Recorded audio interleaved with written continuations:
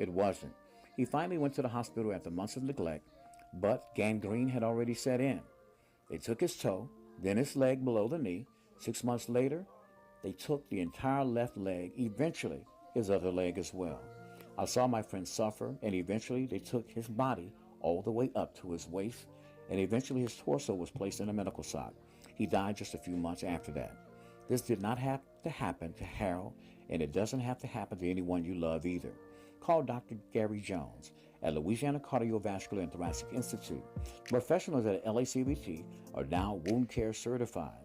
Help him and his staff stop the senseless amputations. Suffering from black toe or a wound that will not heal? Call LACBT at 318-442-0106. That's 318-442-0106. LACBT, Wound Care Clinic, saving limbs and saving lives. KTTP 1110 AM is available 24/7, 365, all day, every day. Download the KTTP app on Google Play or the App Store. This is Eyes Open with Tony Brown on 1110 AM KTTP, Alexandria, Pineville.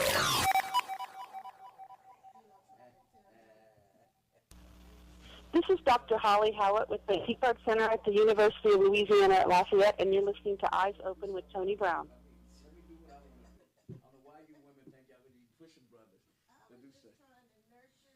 I get you, but he didn't see it that way. I go, but when my wife tell me to do this a certain way, because I said, baby, you got to stop telling me what to do. I know how to do this. I got my way of doing it. You have your way. Now, if you want to do it, here you go. But again, I'll mention it to her, and then when I start to do it, let's say even going in the kitchen and cooking or whatever, then she'll walk in after I'm almost done. Oh, do you need any help?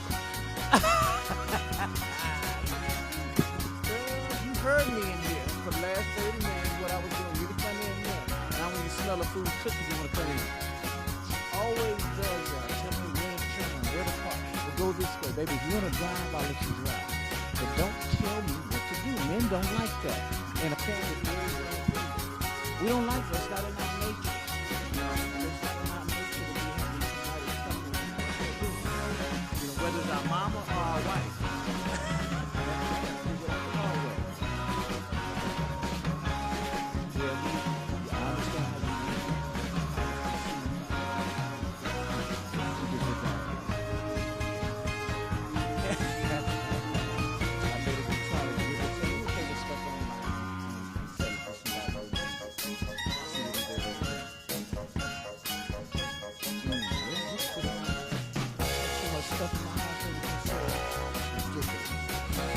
Okay, we're going to weather and squeeze out. Okay.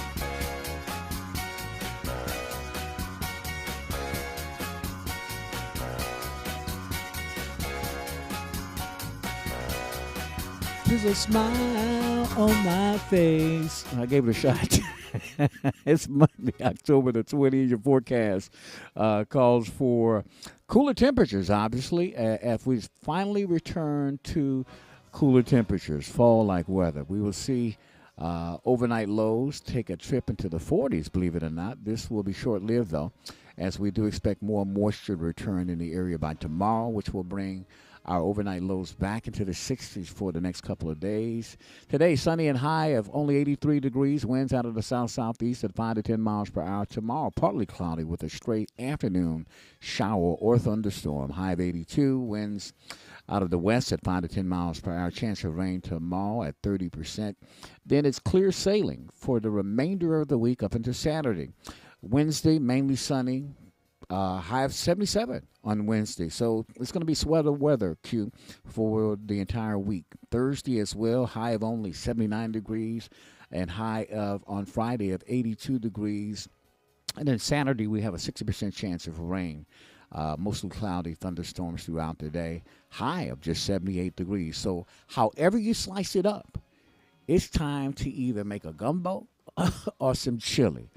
Your pick. But this would be the week to get it done. That's your forecast on this Monday, October the 20th, for Eyes Open Radio and 1110 a.m. KTTP. Have a blessed day.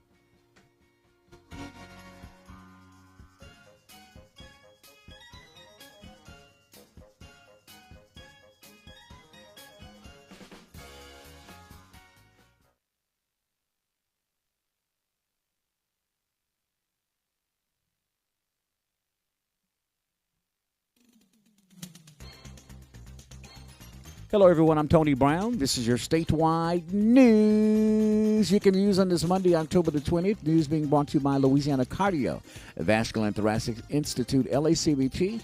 Now, wound care certified. You got a loved one or family member suffering from a black toe or a sword that will not heal on their legs. Don't let them cut it off. Call LACVT. There's now medical technology that can save your limb.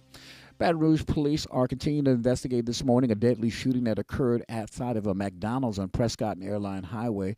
It happened on Saturday morning. Police responded to the shooting at about 11:15 in the morning.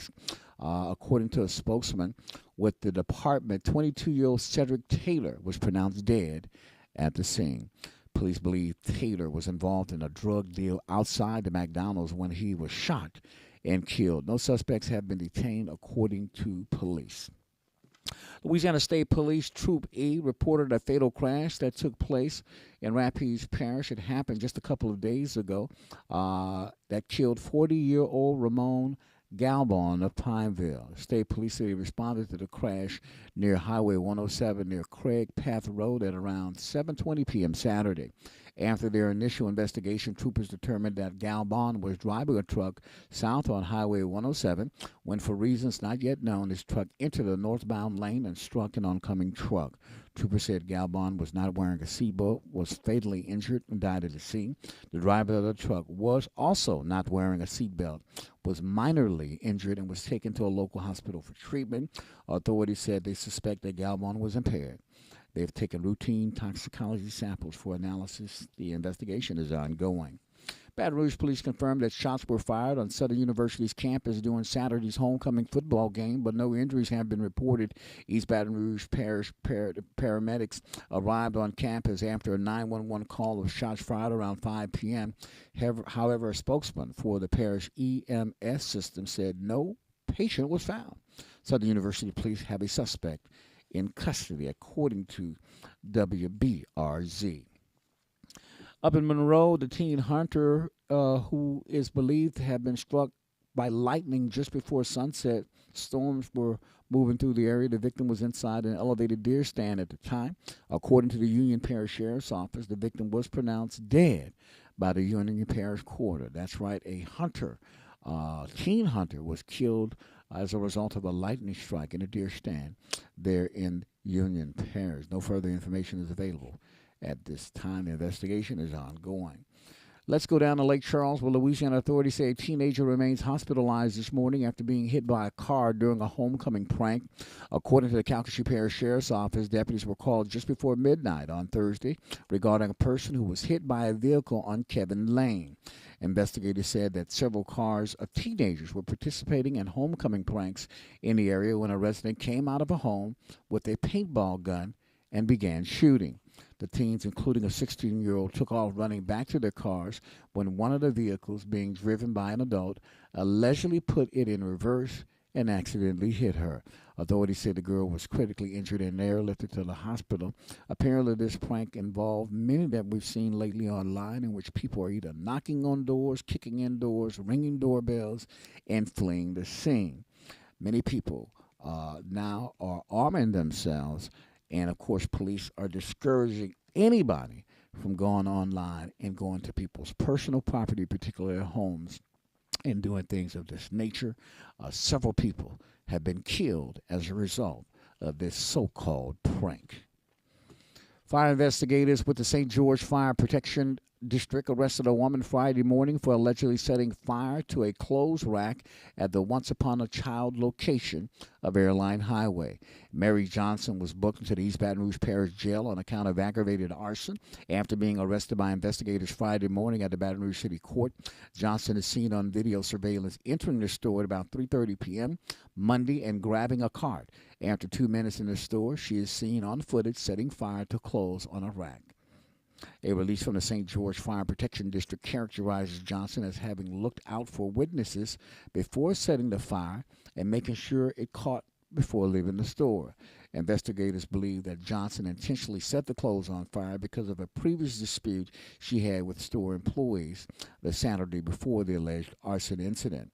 A man pictured in a screenshot of security footage released by the St. George Fire Protection District is not believed to have been involved in that crime.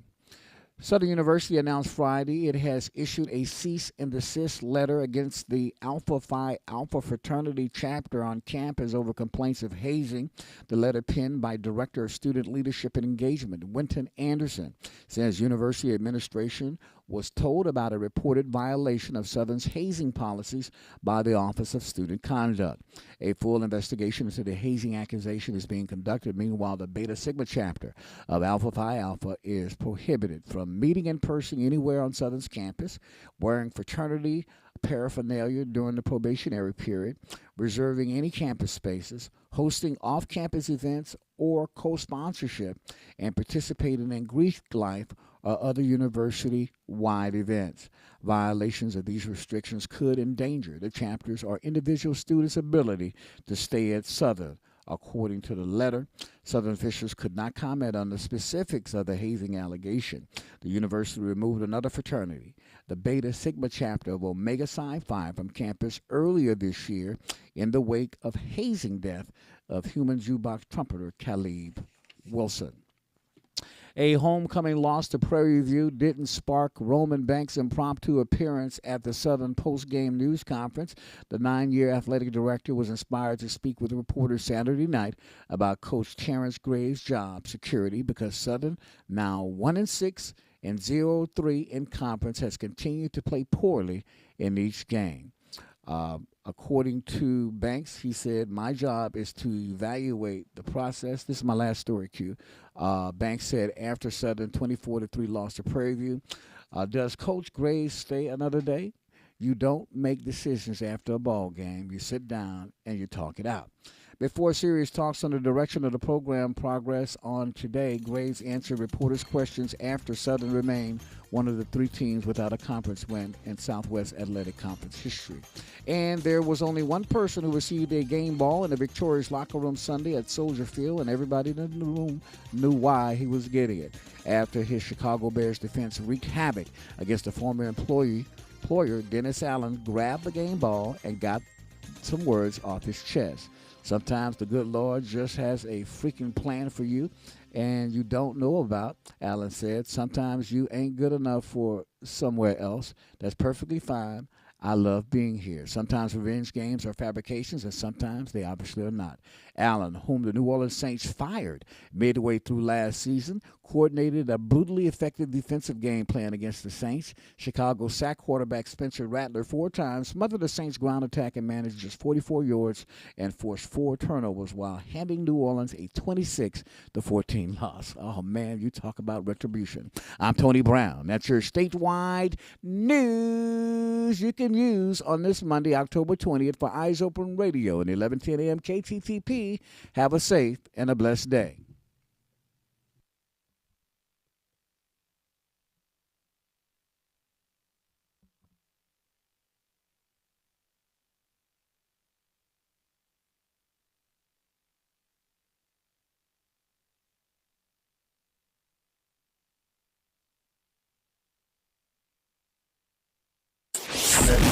You are listening to 1110 a.m. KTTP, Alexandria Pineville.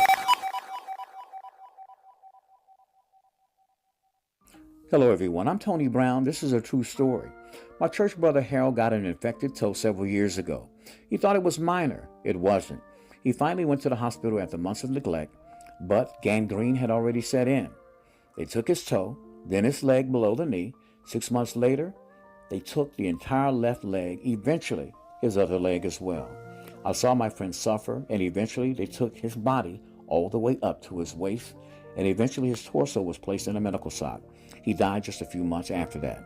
This did not have to happen to Harold, and it doesn't have to happen to anyone you love either. Call Dr. Gary Jones at Louisiana Cardiovascular and Thoracic Institute. Professionals at LACVT are now wound care certified.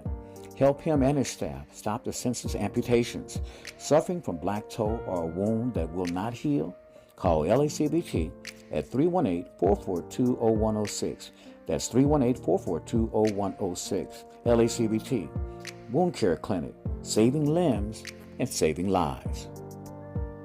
Eyes Open with Tony Brown and a hot cup of coffee. An informative and positive way to start your day.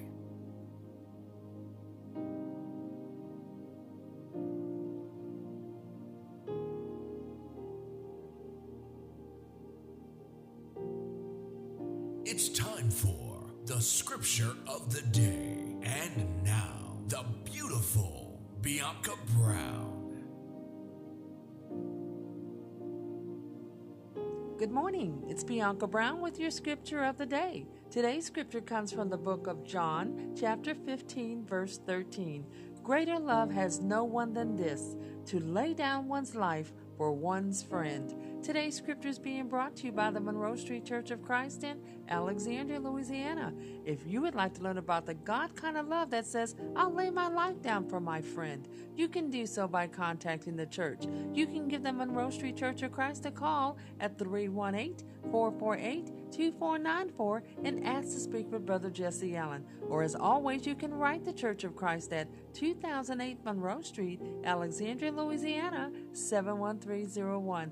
As we will always say, we will continue to lift you up in prayer and in the precious name of our Lord and Savior, Jesus Christ. It's time for the Daily Bread with Tony Brown. Under surveillance.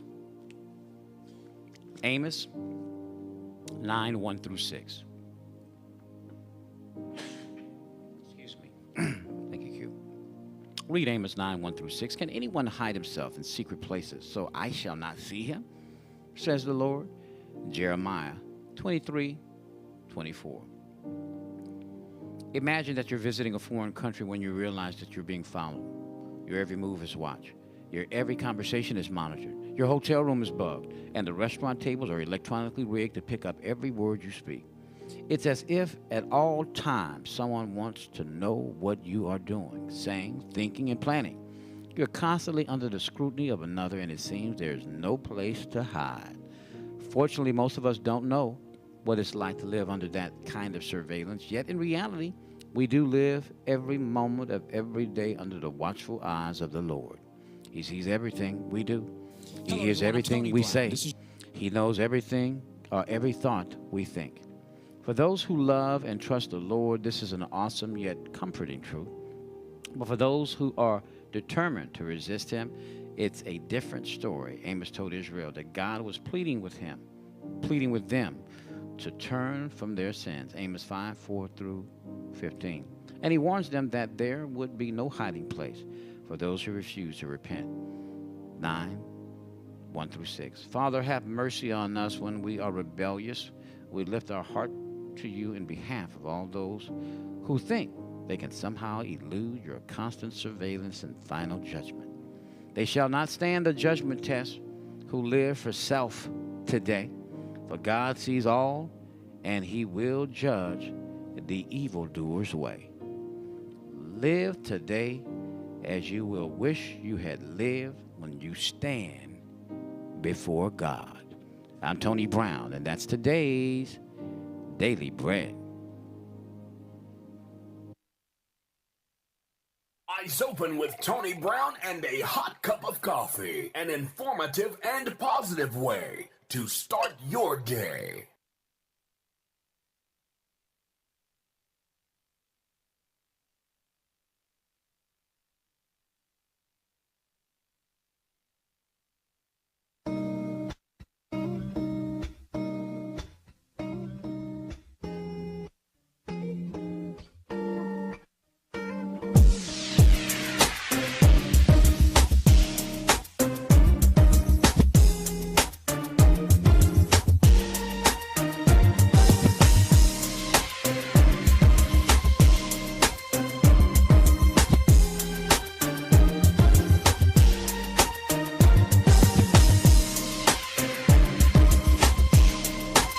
All right, eyes over news time, 51 minutes past the hour, 6 o'clock or 9 minutes to the top of the hour of 7 o'clock right here on this Mellow Monday, October the 20th. I got a letter last week, and apparently it was pinned. It says this could be the last stand for Voting Rights Act. It's by Troy Carter and Cleo Fields, Congressman Troy Carter and Cleo Fields. It actually appeared on my LinkedIn page, and I think they sent that before Wednesday. I got to get the update on what's going on with the Supreme Court, but we definitely would get it from Congressman Troy Carter in just about a little less than an hour when he comes on at 7:45 is when we have him scheduled.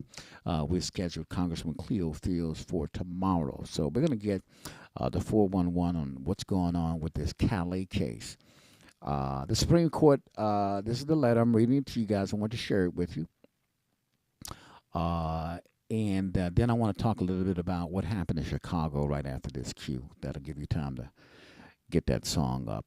The Supreme Court on Wednesday heard arguments in Louisiana versus Calais, a case that could topple what remains of the Voting Rights Act of 1965, what they call the 1965 Voting Rights Act, and it's, I think, Part 2, what they call Section 2 of that Voting Rights Act. That question is whether 1/3 of our state's populations, black Louisianians, will continue to have an opportunity to elect representatives of their choice, or if decades of hard-won progress will disappear under the guise of colorblind politics. For more than a decade, the Supreme Court's conservative majority has been chipping away at this landmark civil rights legislation. Now the law's Section 2, that's it, I got it right, which prohibits voting practices that discriminate based on race, is at risk.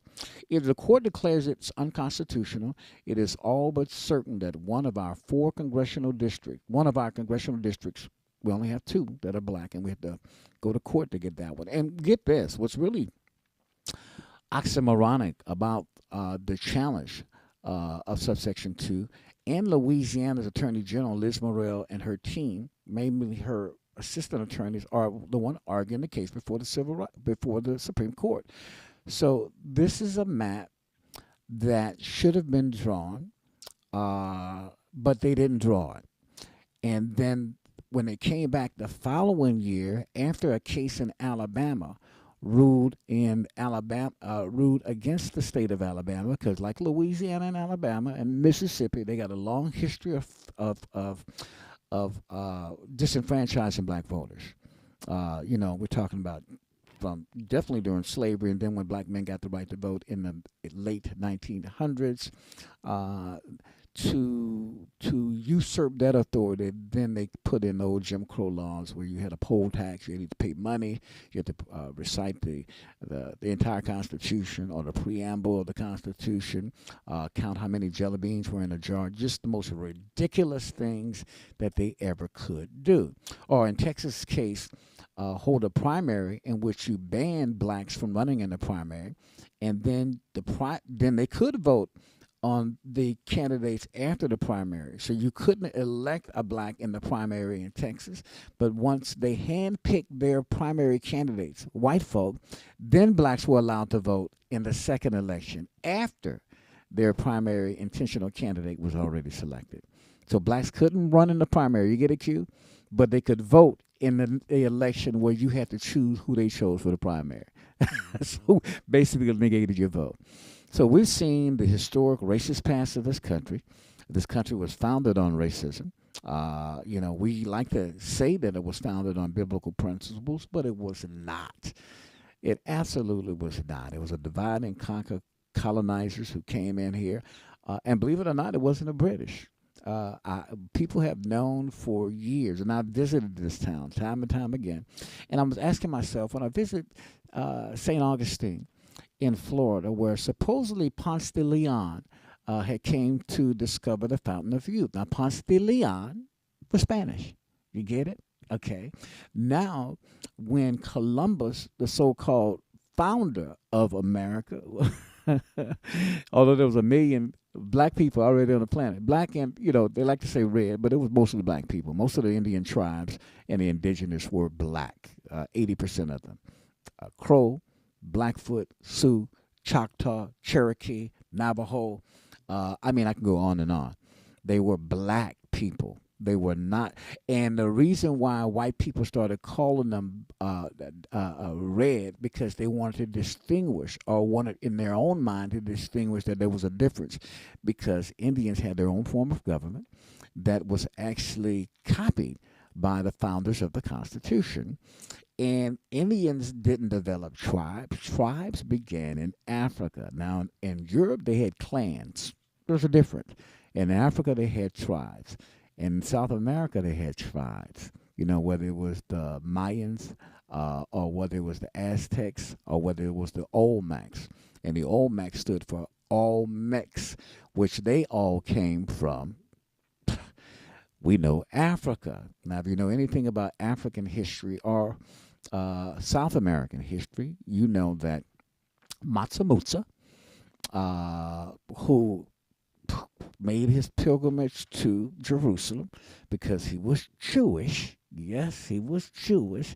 He was from around the Ethiopian area or the Ivory Coast area, and flooded the European market in the Middle East with gold. So much so that gold worldwide dropped. But prior to him making his pilgrimage to Jerusalem, his brother, several years before, took 10,000 ships and sailed in the Atlantic. And none of them came back. So there's 10,000 ships of Africans who went to South America, and now they have discovered years and decades ago these huge heads that are all over. They call it the Olmec culture. And even the indigenous who were there, said that, we didn't fool around with these people. They were black, they had dark skin, and they didn't play. FOA, F around and find out. So they didn't mess with them. They left them alone. They stayed for themselves. And when you see these huge heads, they had on Nubian helmets. Their nose was wide, and their hair was kinky. Just like we saw the man who started the religion that many people practice over in China. And now we know that Christianity actually began in Africa. So to make a long story short, the bottom line here is that we're all out of Africa. You can hit that off too. And our history has been denied. Now people are finally willing to understand and recognize that, not only were the people that they talked about in the Bible black, but they were Hebrew, what they call Hebrew Israelites. I don't know if y'all saw, but Brandy apparently walked off the stage during the Chicago concert. Lady, people are demanding their money. I think she came back and said something about she was dehydrated, but she never came back for whatever reason. She said she went straight into the hospital, but she left Monica hanging. And now you had thousands of people at that concert. It looked like it was packed, who are now clamoring that they don't want their money back. But whether this tour continues to go on, that remains to be seen. Here's Brandy and Monica, just a little bit. Good morning.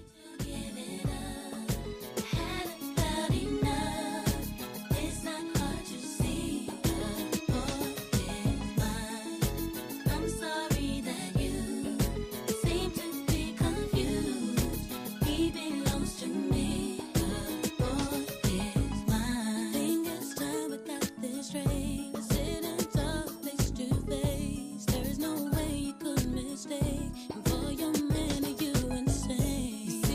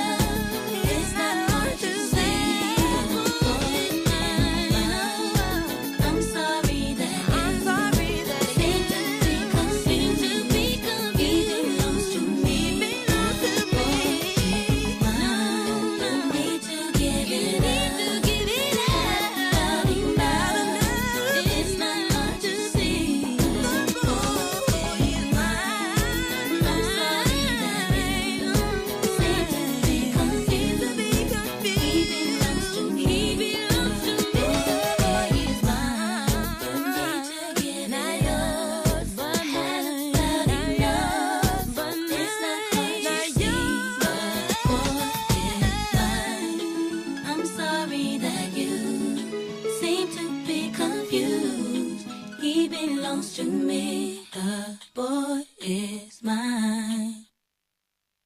Hello, everyone. I'm Tony Brown. This is a true story. My church brother Harold got an infected toe several years ago. He thought it was minor. It wasn't. He finally went to the hospital after months of neglect, but gangrene had already set in. They took his toe, then his leg below the knee. 6 months later, they took the entire left leg, eventually his other leg as well. I saw my friend suffer, and eventually they took his body all the way up to his waist, and eventually his torso was placed in a medical sock. He died just a few months after that. This did not have to happen to Harold, and it doesn't have to happen to anyone you love either. Call Dr. Gary Jones at Louisiana Cardiovascular and Thoracic Institute. Professionals at LACVT are now wound care certified. Help him and his staff stop the senseless amputations. Suffering from black toe or a wound that will not heal? Call LACVT at 318-442-0106. That's 318-442-0106. LACVT, Wound Care Clinic, saving limbs and saving lives. Some journeys start small, with small pause and big purpose. Look how little fly, you sweet girl. Every great partnership begins with the first step, Bella, let's go. guiding them through the world so one day they can guide someone through life. With shared experience, confidence grows, and the path becomes clear. It takes time, patience, and love. But the reward lasts a lifetime. Hey, good girl, Bella. You don't just raise a puppy. You raise a future. Become a Dogs Inc. puppy raiser. Give a dog a purpose. Give someone hope. Learn more at dogsinc.org. Rapides Primary Healthcare Centers now has convenient locations to better serve residents of Central Louisiana. Now you can get affordable medical, dental, and mental health care at 1217 Willow Glen River Road and 605 Brown Bend Road in Alexandria and 1007 Shirley Road in Bunkie. If you need quality health care for your baby from prenatal, during pregnancy, and up until adulthood, then look no further than Rapides Primary Healthcare Centers. Rapides Primary Healthcare Centers continues to be the affordable, timely answer to all your family's healthcare needs. All services are available to anyone regardless of their ability to pay. You or your family will never be turned away. Rapides Primary is a certified KidMed site with a sliding fee scale. Payment is based on income and size of family. Medicaid, Medicare, and most commercial insurance is accepted for all medical services. For appointments and information on all medical services, call 318-487-4400. That's 318-487-4400. Rapides Primary Healthcare Center, now with 3 locations to better serve Central Louisiana. A new beginning to quality health care. KTTP 1110 AM is the official voice of the Peabody Warhorse Radio Network. Download the KTTP app today in the App Store or on Google Play. This is Eyes Open with Tony Brown on 1110 AM KTTP, Alexandria, Pineville.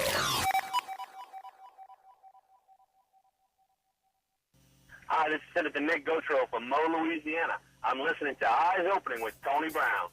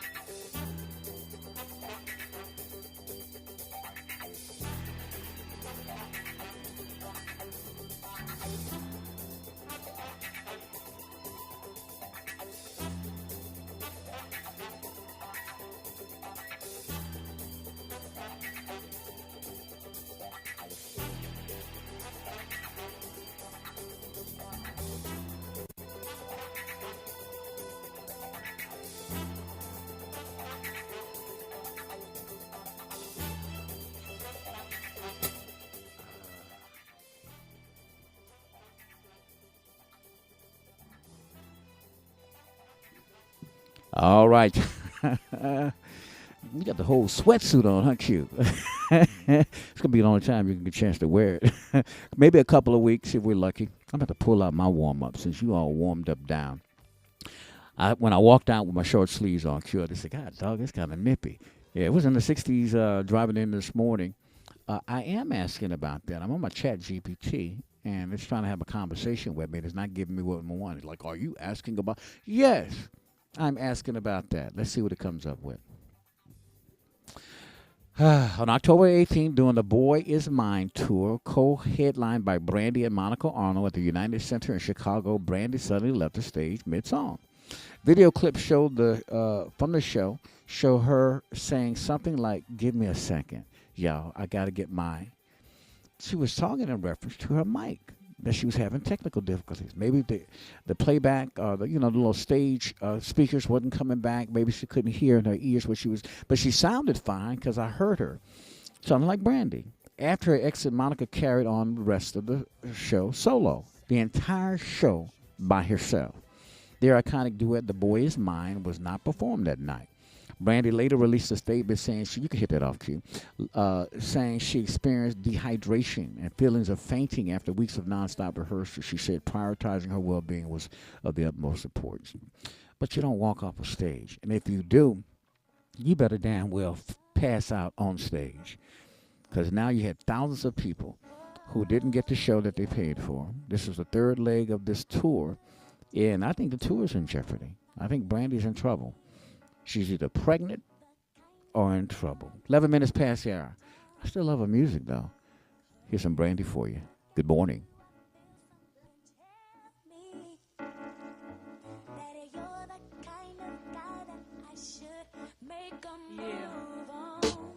I get exotic with the melodic tune. I get hypnotic with the moon, but you got to put me down soon. I flip a sideshow if you come my way. Up, down, and around, even sideways. I'm about as ready as the light can get. We can go all out. I ain't afraid of the sweat, but yet I bet you got the techniques to freak a girl inside out. What's that all about? Can I have some of that?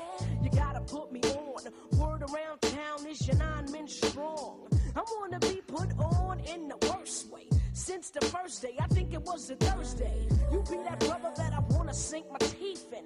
Make me wanna ask, where the hell you been? I like the way you be with all that personality. But I got flavor too. You need to go with me.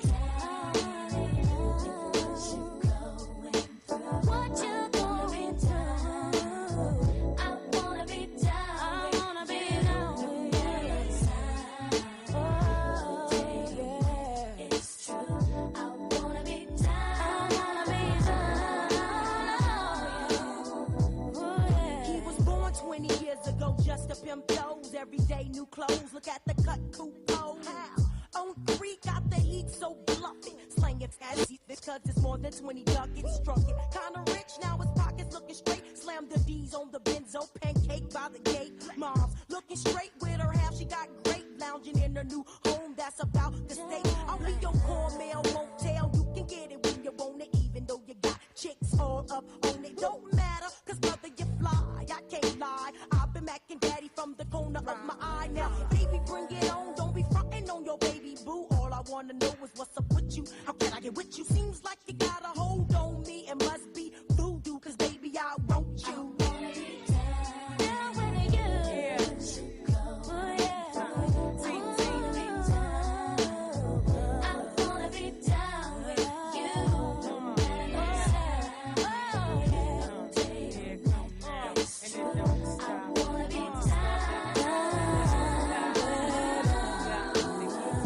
About yay short, about yay tall, about so big, about so small, about this length, about this width, about this flow, about this gift. Instinctly and me right up your alleyway. Skip the moet, let's chill with some Alizé. Enough stressing all day. Let me massage your mind as my mental starts to play. A ghetto sauce who you are, and I'll be your sexual chocolate bar. And I gotta keep strong for the cause, and you gotta keep strong for the tours. Brother, man, and me, damn the family. What else could we be with no one understands us but we? You were the first to tame me. Big teeth. I'm out.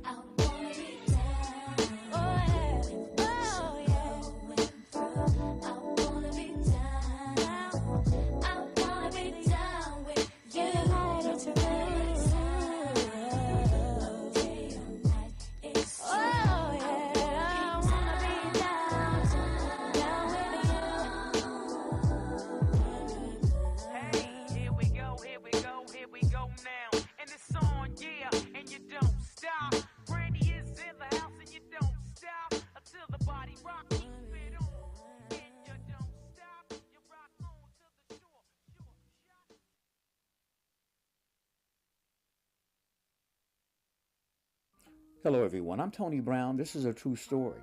My church brother Harold got an infected toe several years ago. He thought it was minor. It wasn't. He finally went to the hospital after months of neglect, but gangrene had already set in. They took his toe, then his leg below the knee. 6 months later, they took the entire left leg, eventually his other leg as well. I saw my friend suffer, and eventually they took his body all the way up to his waist, and eventually his torso was placed in a medical sock. He died just a few months after that. This did not have to happen to Harold, and it doesn't have to happen to anyone you love either. Call Dr. Gary Jones at Louisiana Cardiovascular and Thoracic Institute. Professionals at LACVT are now wound care certified. Help him and his staff stop the senseless amputations. Suffering from black toe or a wound that will not heal? Call LACVT at 318-442-0106. That's 318-442-0106. LACVT, Wound Care Clinic, saving limbs and saving lives.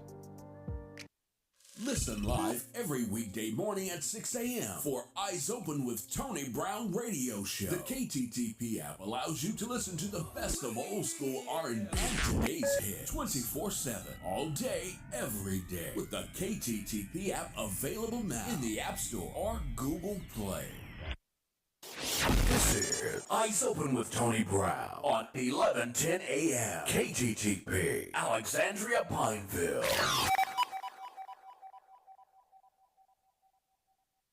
This is Congressman Al Green of Houston, Texas, reminding you to keep your eyes on the prize and always listen to Eyes Open with Tony Brown.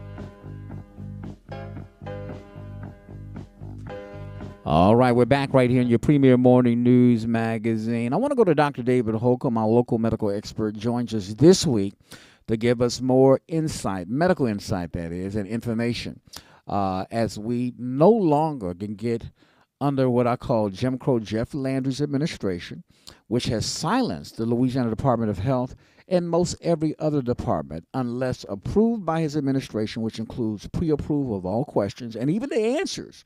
Today, we are concerned about the efficacy of antibiotics. The World Health Organization just last week announced, and it came out in medical documentation, that 40% of antibiotics worldwide no longer work. 1 in 6 lab infections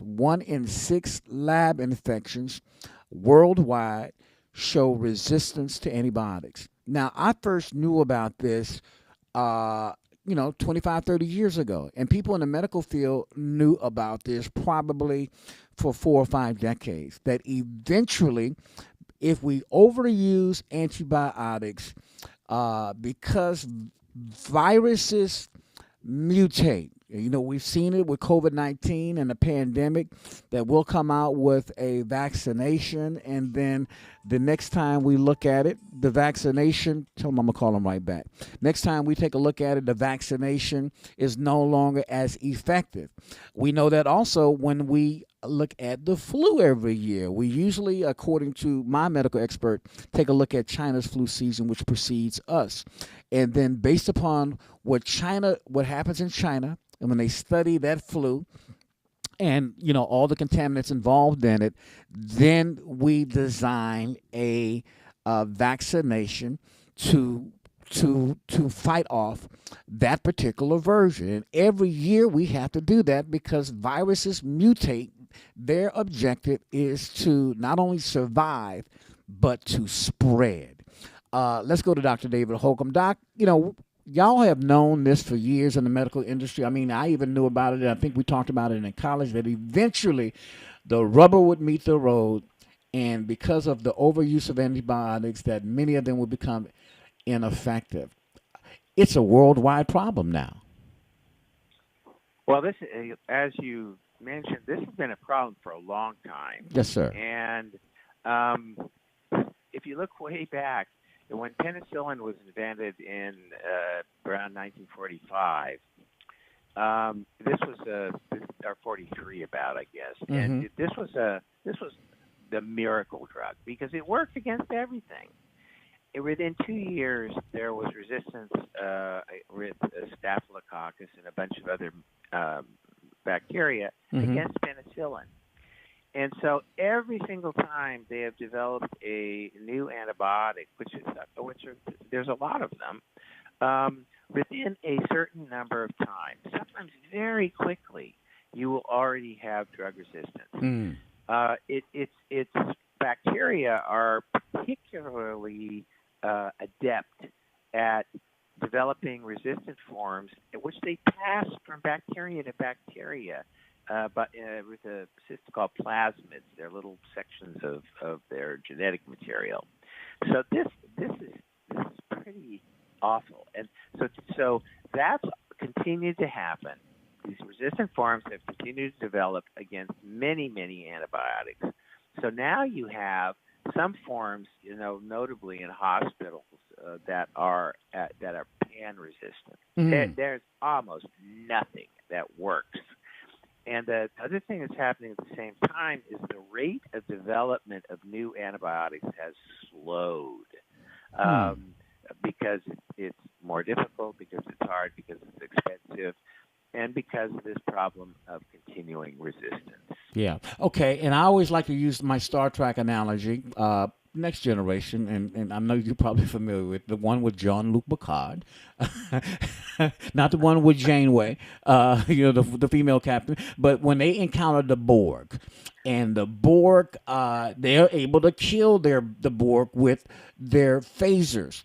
But when the Borg makes adjustments and comes back and appears on this ship, the phasers don't work. So Jean-Luc Picard and his engineers have to recalibrate the phaser. So the Borg is the virus, the phaser is the antibiotic, and at what point will our phaser, which is the antibiotic, become ineffective? And you're saying it's not just the overuse by humans, but we're talking about food and everything else? Animals? Yeah, exactly. Antibiotic use in farm animals is very common because it increases, you know, growth and all that because there's less sick chickens or sick cows or whatever, and so these antibiotics are really everywhere, and so part of the solution, of course, is finding new antibiotics, which, as mentioned, has been slowing every single decade. You know, there used to be 20, 22, or 23 new antibiotics, and now then there was 15, and then there was 10, and now there's 3. So this has really been a big problem. And meanwhile, the number of infections that are resistant has gone up. So there's something called antibiotic stewardship, and that's using only antibiotics in the right places in the right times. Mm-hmm. And that's a worldwide issue because most countries you can just get antibiotics over the counter, Mm-hmm. and that's been a terrible problem. So, so the overuse of antibiotics, it's worldwide. We use them for not only food, but they probably use it in the agriculture industry as well. We also use them, for everything. You get a sore throat, you get pneumonia, antibiotics. You get a sexually transmitted disease that can be treated, antibiotics. So we use antibiotics for everything. What happens when we are down to 2010 or zero use, where antibiotics themselves become obsolete? They no longer work. Humans can no longer take them because they won't work. So are we going to go back to the dark ages where people can get a cut, get infected, and can actually die, or even die from a sexually transmitted disease like gonorrhea or syphilis? Well, syphilis, fortunately, is not a bacteria; it's a treponeme, which is a different kind of organism. And so there's never been penicillin resistance against syphilis, and that is wonderful. Okay, so you can still treat it today the way they treated it, back in the 1940s, and it's effective. Gonorrhea is a whole different problem because gonorrhea is a bacteria, and those antibiotic choices have changed, over the years. I mean, they used to use the simple antibiotics, and now it's gotten worse and worse and worse. And so now you have to use a big shot of ceftriaxone, which is a very high potent second, third generation penicillin, and you have to use a form of tetracycline, minicin, instead of azithromycin because it's already gotten resistant to that. So those recommendations have changed about every 5 years, maybe even less sometimes, because gonorrhea is so adaptable. And there may be a day when you will get gonorrhea and it cannot be, you cannot treat it. That is not impossible.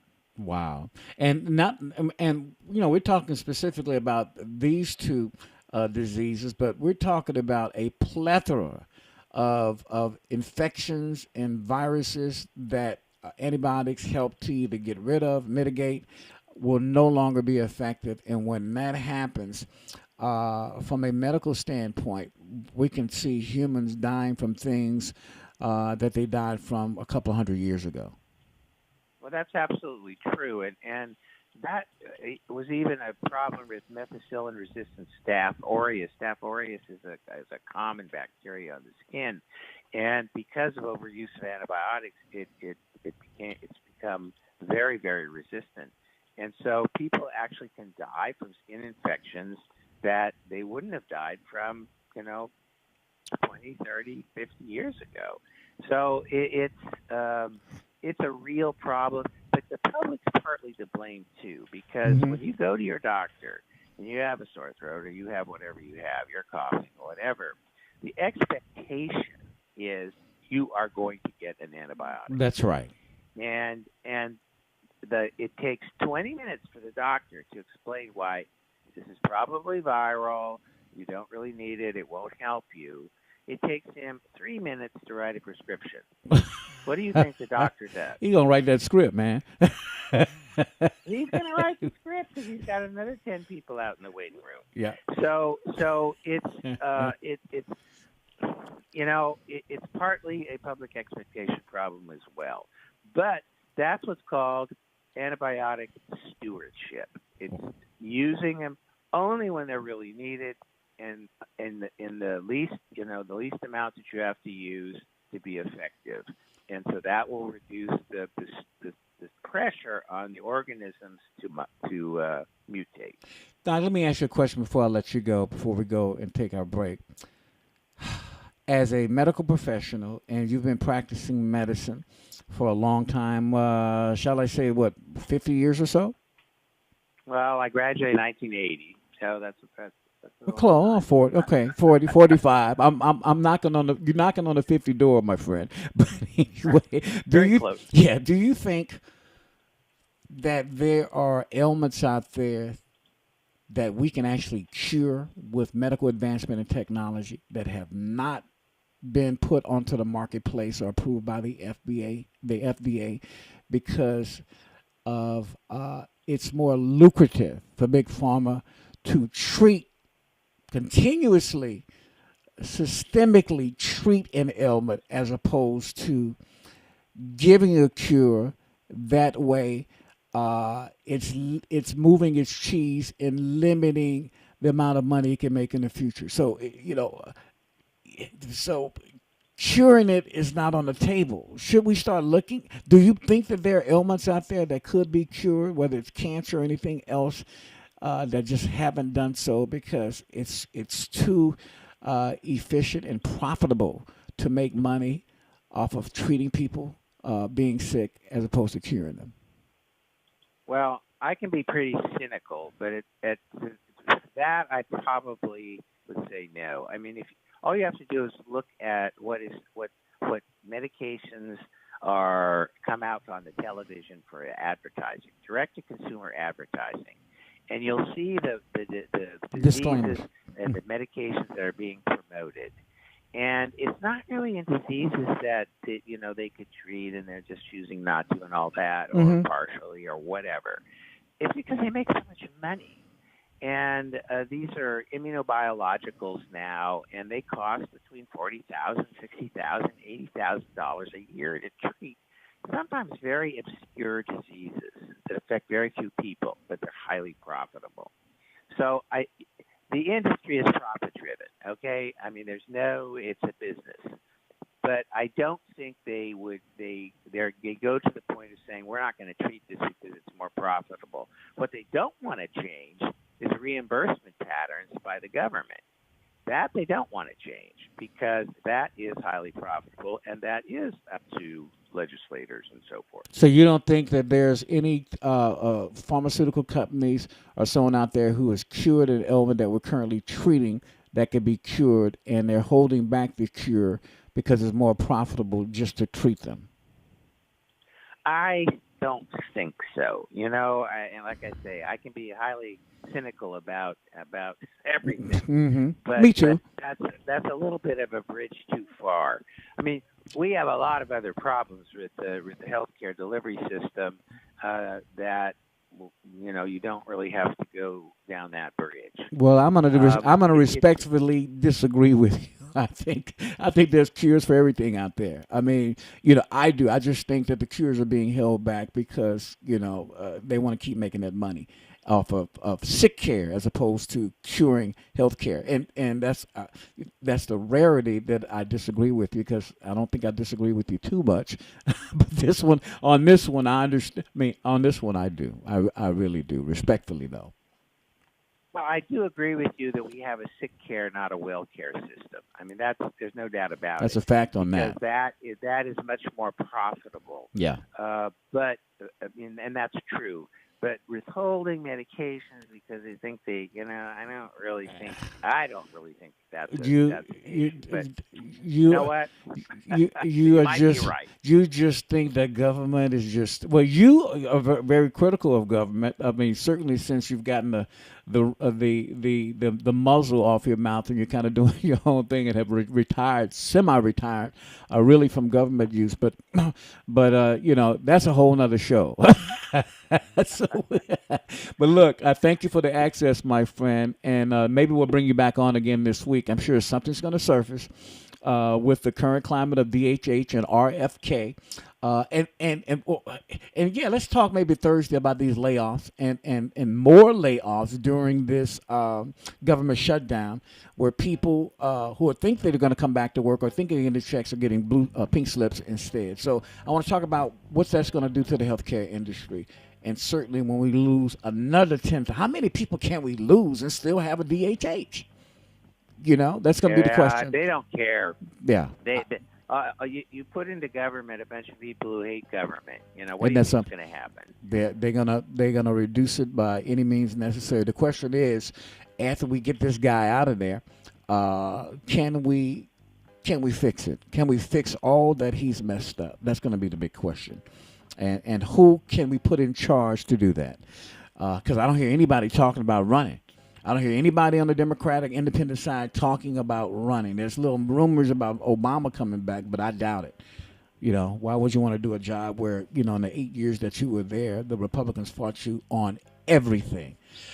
That's, you know, he can sit back and go to Hawaii and try to keep his marriage together and raise and continue to wait for his children to have grandchildren. Doc, Well, there are some advantages to that. Yep, they are. But anyway, Doc, thank you. So let's look at maybe Thursday talking about the layoffs and the cutbacks and what that's going to do to the entire healthcare system. Well, there's also a measles outbreak in North Carolina Lord. and chikungunya in New York. You have plenty of topics. Okay, let's do that on Thursday. Talk to you then. All right. You take care. Bye-bye. Bye-bye. Dr. David Holcomb, former medical director for the Office of Public Health for Region 6. Now the shackles are off, the muzzle is off, and he's free to speak. Unlike the current person who's over, and God bless Dr. Lord. She came on the first couple times before Jim Crow just silenced him. And now it just doesn't make, I'd be wasting time trying to get her on. I'd be wasting time, her time and my time, because they put so many obstacles in the way that we don't have access to those people anymore, because Jim Crow Jeff, like Trump and like the local mayor, doesn't like free press, press being free. And they certainly don't like freedom of speech. More Eyes Open when we come back, all three of them. Good morning.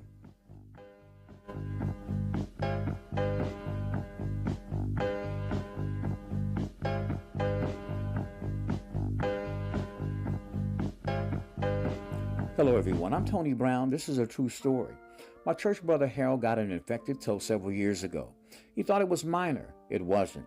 He finally went to the hospital after months of neglect, but gangrene had already set in.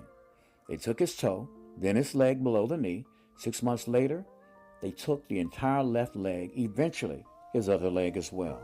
I saw my friend suffer, and eventually they took his body all the way up to. Hello, everyone. I'm Tony Brown. This is your statewide news you can use on this Monday, October the 20th. News being brought to you by Louisiana Cardio, Vascular and Thoracic Institute, LACBT, now wound care certified. You got a loved one or family member suffering from a black toe or a sword that will not heal on their legs. Don't let them cut it off. Call LACBT. There's now medical technology that can save your limb. Baton Rouge police are continuing to investigate this morning a deadly shooting that occurred outside of a McDonald's on Prescott and Airline Highway. It happened on Saturday morning. Police responded to the shooting at about 11:15 in the morning. According to a spokesman with the department, 22-year-old Cedric Taylor was pronounced dead at the scene. Police believe Taylor was involved in a drug deal outside the McDonald's when he was shot and killed. No suspects have been detained, according to police. Louisiana State Police Troop E reported a fatal crash that took place in Rapides Parish. It happened just a couple of days ago. That killed 40-year-old Ramon Galbon of Pineville. State Police City responded to the crash near Highway 107 near Craig Path Road at around 7:20 p.m. Saturday. After their initial investigation, troopers determined that Galbon was driving a truck south on Highway 107 when, for reasons not yet known, his truck entered the northbound lane and struck an oncoming truck. Troopers said Galbon was not wearing a seatbelt, was fatally injured, and died at the scene. The driver of the truck was also not wearing a seatbelt, was minorly injured, and was taken to a local hospital for treatment. Authorities said they suspect that Galbon was impaired. They've taken routine toxicology samples for analysis. The investigation is ongoing. Baton Rouge police confirmed that shots were fired on Southern University's campus during Saturday's homecoming football game, but no injuries have been reported. East Baton Rouge Parish paramedics arrived on campus after a 911 call of shots fired around 5 p.m. However, a spokesman for the parish EMS system said no patient was found. Southern University police have a suspect in custody, according to WBRZ. Up in Monroe, the teen hunter who is believed to have been struck by lightning just before sunset. Storms were moving through the area. The victim was inside an elevated deer stand at the time. According to the Union Parish Sheriff's Office, the victim was pronounced dead by the Union Parish Coroner. That's right, a hunter, teen hunter, was killed as a result of a lightning strike in a deer stand there in Union Parish. No further information is available at this time. The investigation is ongoing. Let's go down to Lake Charles, where Louisiana authorities say a teenager remains hospitalized this morning after being hit by a car during a homecoming prank. According to the Calcasieu Parish Sheriff's Office, deputies were called just before midnight on Thursday regarding a person who was hit by a vehicle on Kevin Lane. Investigators said that several cars of teenagers were participating in homecoming pranks in the area when a resident came out of a home with a paintball gun and began shooting. The teens, including a 16-year-old, took off running back to their cars when one of the vehicles, being driven by an adult, allegedly put it in reverse and accidentally hit her. Authorities said the girl was critically injured and airlifted to the hospital. Apparently, this prank involved many that we've seen lately online, in which people are either knocking on doors, kicking in doors, ringing doorbells, and fleeing the scene. Many people now are arming themselves. And, of course, police are discouraging anybody from going online and going to people's personal property, particularly their homes, and doing things of this nature. Several people have been killed as a result of this so-called prank.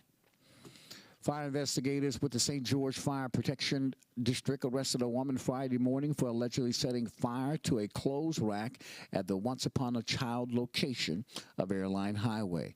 Mary Johnson was booked into the East Baton Rouge Parish Jail on account of aggravated arson after being arrested by investigators Friday morning at the Baton Rouge City Court. Johnson is seen on video surveillance entering the store at about 3:30 p.m.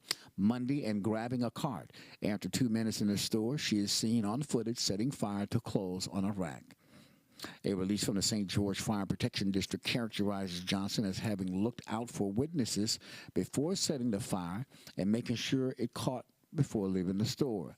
Investigators believe that Johnson intentionally set the clothes on fire because of a previous dispute she had with store employees the Saturday before the alleged arson incident. A man pictured in a screenshot of security footage released by the St. George Fire Protection District is not believed to have been involved in that crime. Southern University announced Friday it has issued a cease and desist letter against the Alpha Phi Alpha fraternity chapter on campus over complaints of hazing. The letter, penned by Director of Student Leadership and Engagement, Winton Anderson, says university administration was told about a reported violation of Southern's hazing policies by the Office of Student Conduct. A full investigation into the hazing accusation is being conducted. Meanwhile, the Beta Sigma chapter of Alpha Phi Alpha is prohibited from meeting in person anywhere on Southern's campus, wearing fraternity paraphernalia during the probationary period, reserving any campus spaces, hosting off-campus events or co-sponsorship, and participating in Greek life or other university-wide events. Violations of these restrictions could endanger the chapter's or individual students' ability to stay at Southern. According to the letter, Southern officials could not comment on the specifics of the hazing allegation. The university removed another fraternity, the Beta Sigma chapter of Omega Psi Phi, from campus earlier this year in the wake of hazing death of human jukebox trumpeter Caleb Wilson. A homecoming loss to Prairie View didn't spark Roman Banks' impromptu appearance at the Southern post-game news conference. The 9-year athletic director was inspired to speak with reporters Saturday night about Coach Terrence Gray's job security because Southern, now 1-6 and 0-3 in conference, has continued to play poorly in each game. According to Banks, he said, "My job is to evaluate the process." This is my last story, Q. Banks said after Southern 24-3 loss to Prairie View, does Coach Gray stay another day? You don't make decisions after a ball game. You sit down and you talk it out. Before serious talks on the direction of the program progress on today, Graves answered reporters' questions after Southern remained one of the three teams without a conference win in Southwest Athletic Conference history. And there was only one person who received a game ball in the victorious locker room Sunday at Soldier Field, and everybody in the room knew why he was getting it. After his Chicago Bears defense wreaked havoc against the former employer Dennis Allen grabbed the game ball and got some words off his chest. Sometimes the good Lord just has a freaking plan for you and you don't know about. Allen said, sometimes you ain't good enough for somewhere else. That's perfectly fine. I love being here. Sometimes revenge games are fabrications, and sometimes they obviously are not. Allen, whom the New Orleans Saints fired midway through last season, coordinated a brutally effective defensive game plan against the Saints. Chicago sacked quarterback Spencer Rattler 4 times, smothered the Saints' ground attack and managed just 44 yards and forced 4 turnovers while handing New Orleans a 26-14 loss. Oh, man, you talk about retribution. I'm Tony Brown. That's your statewide news you can use on this Monday, October 20th for Eyes Open Radio at 11:10 a.m. KTTP. Have a safe and a blessed day. Eyes Open with Tony Brown and a hot cup of coffee. An informative and positive way to start your day.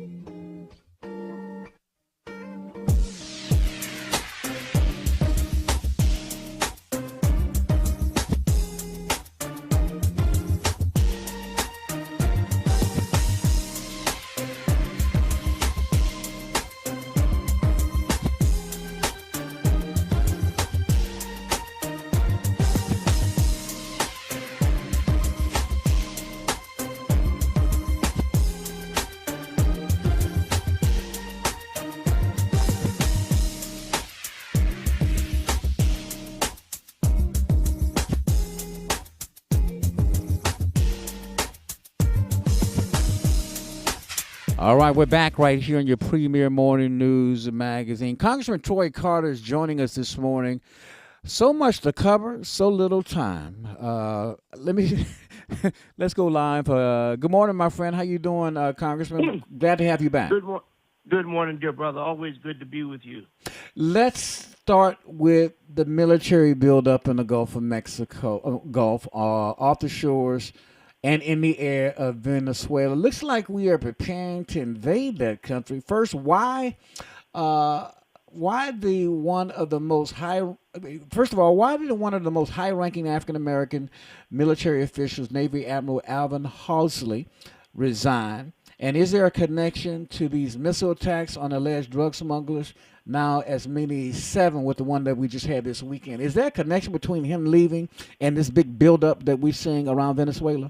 You think? It certainly appears to be. Mm-hmm. Here's a celebrated soldier, a celebrated, high-ranking officer who is well-respected among all the ranks, known for his integrity and his honor, who resigns amidst these horrific acts.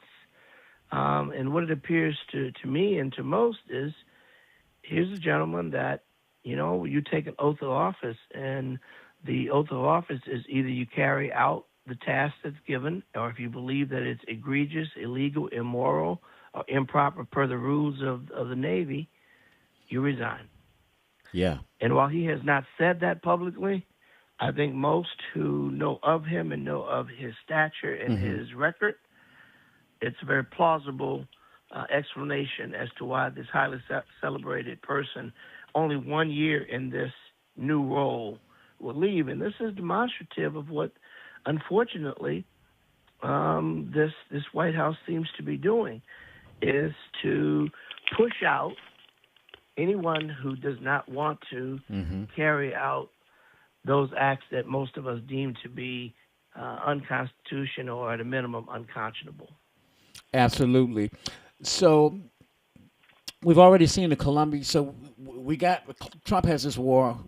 He's dropping F-bombs. I've never even heard a president say the F-bomb on TV, but, saying that Colombia doesn't want to F around with us because now Colombia has weighed in and their president has come out and said that, hey, one of these attacks, Donald Trump, he's called Donald Trump a murderer, saying one of these attacks, it was a fisherman.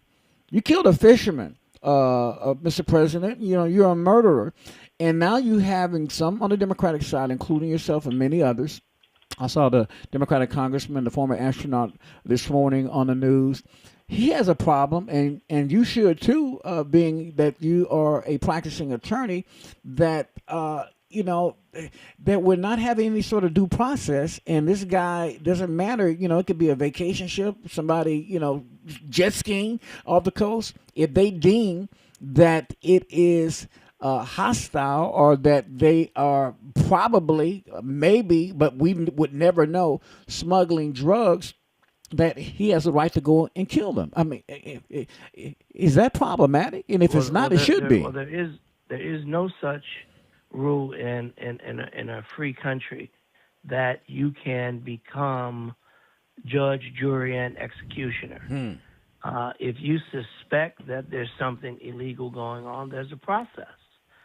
But you cannot unilaterally determine that you're going to judge, rule, and execute someone based on what you believe to be correct. However strong the evidence may be, people are innocent until proven guilty, and the presumption of innocence. And there's also a rule of law that suggests you don't know who else is there. You have a boat full of people, and you may have bad guys on the boat, but you can't just say collateral damage. So what? We're just gonna kill everybody. No, man, that's not how we do things. That's not American. This is setting us up, unfortunately, for some very, very treacherous retaliatory actions on our soldiers and our people who are serving. It's a dangerous prospect. So, can he invade Venezuela without letting Congress decide on what's going on here? The powers to go into war are reserved specifically for the United States Congress. Mm-hmm. The president has certain latitude as it relates to retaliation, emergencies, attacks, to defend, but no such war can be initiated without approval of Congress. Yeah, and then But we also know, having said that, we know that this president pushes the envelope. Yeah. We know this president has demonstrated that he does not have the level of appreciation or respect for the other separate but co-equal branches of government. He often boasts that he controls the House, Senate, and the Supreme Court. And that's a constitutional crisis. That's a problem. And that should be a problem for Republicans as well as Democrats. Yeah. Listen, Republicans should be concerned about anyone who wants to diminish, demise, or lessen our democracy. Mm-hmm. Because when you do so, you threaten the very fiber of what our rule of law is. And if you assume it's good for the goose, then it's going to be good for the gander. Meaning, you won't always have the White House. You won't always be in charge. What happens when Democrats take control? Mm-hmm. Is it a fair assumption that we can do the same? Listen, we don't want to do the same. We want to protect the rule of law. We don't want to have a tit for tat. We don't want to damage our democracy every 8 years when a new president comes in. We completely shift the mode of operation and we throw away our democracy. That's not how our free world, that's how our world leaders, that's how our superpowers operate. Yet, this seems to be the comfort zone for this administration. So the judge has already ruled that declaring martial law for no reason is a violation of the law, and Trump can't do that. What he did in California, the judge said, no, you can't do that. And those protests, which pretty much are peaceful, don't rise to the level of sort of insurrection as what we saw on January the 6th. So to skate the law, he's taking National Guardsmen out of California and putting them in Oregon. He's taking Texas National Guards and putting them in Chicago. And what we're seeing with ICE, and I can see the pushback, I'm shocked. I'm alarmed. And if I was a brown person or a person of color, and I spoke Latin, I had a Latin surname, you best believe I'd be hiding under my house like most of them are doing. Not going to work. They're outside of churches because these people are loyal Catholics. And when they don't go to worship service or mass on Sunday, psychologically it does something to them. They don't even have God to go to worship on mass, and we're seeing tear gas and things being used against peaceful protesters. At what point will this stop? And I haven't seen this amount of activity of heavy-handedness by the government since Vietnam War. Yeah, it is. It's everyone's worst nightmare of what Trump said he would do. And he is weaponizing the DOJ, going after his political enemies. Oh, yes. That's he a whole other is doing everything that he says. I mean, he pardoned oh, my gosh. One of the goofiest members of Congress to do some horrible, egregious things. Yeah. George Santos, oh, God, who ripped off little old ladies and ripped off military families and nonprofits that he was supposedly raising money for. Yeah. He was using it as a farce.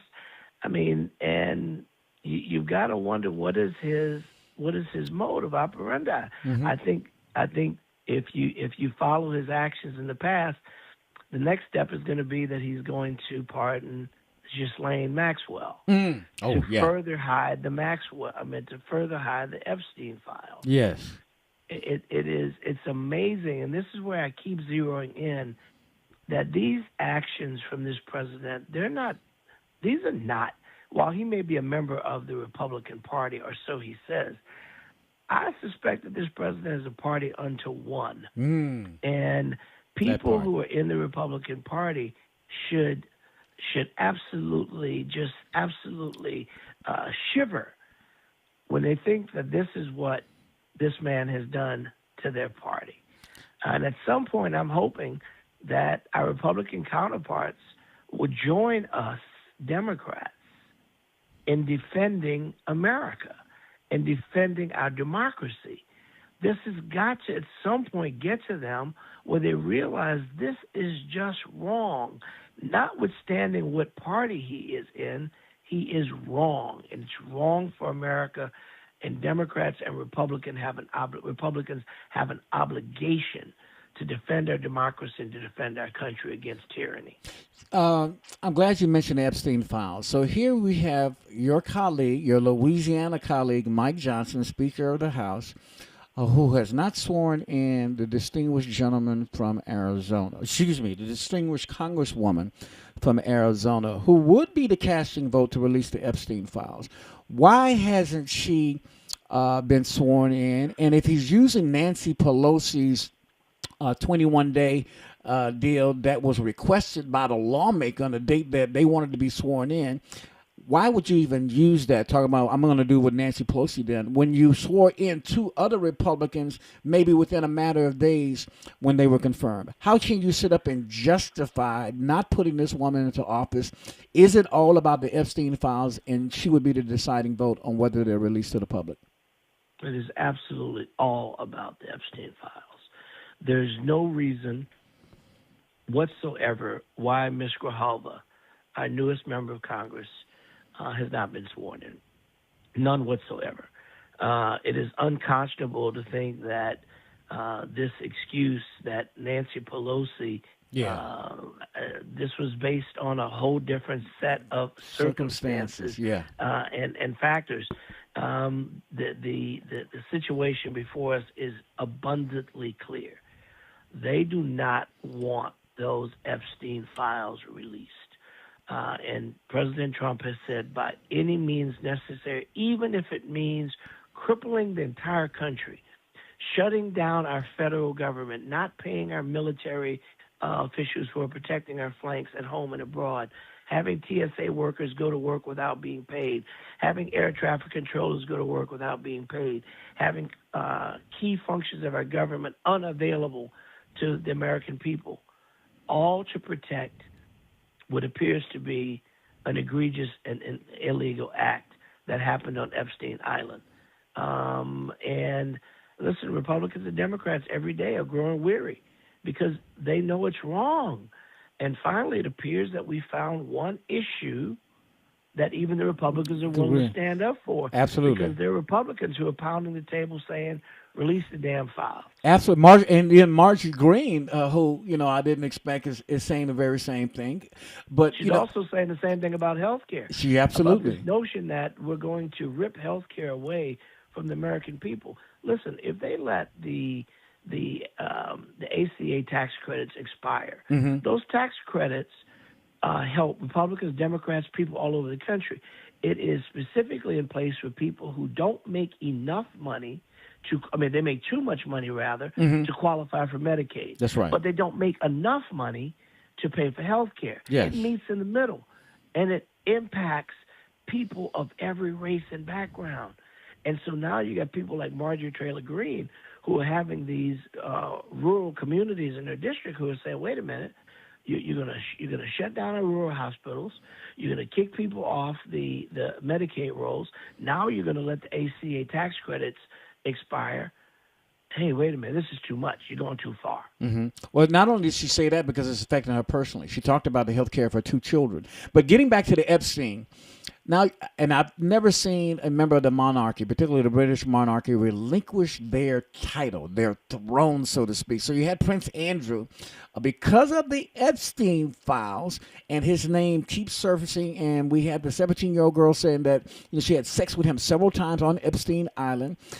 Many people are speculating on both sides of the fence politically that Trump is all up in them files, and he is no different than Prince Andrew when it comes to the illegal acts that were taking place with young children on Epstein Island. Is he protecting himself? And let's say they're released, and let's say his name is all up in them. And let's say that there's documentation that he slept with children or the 17-year-old, whatever the case may be.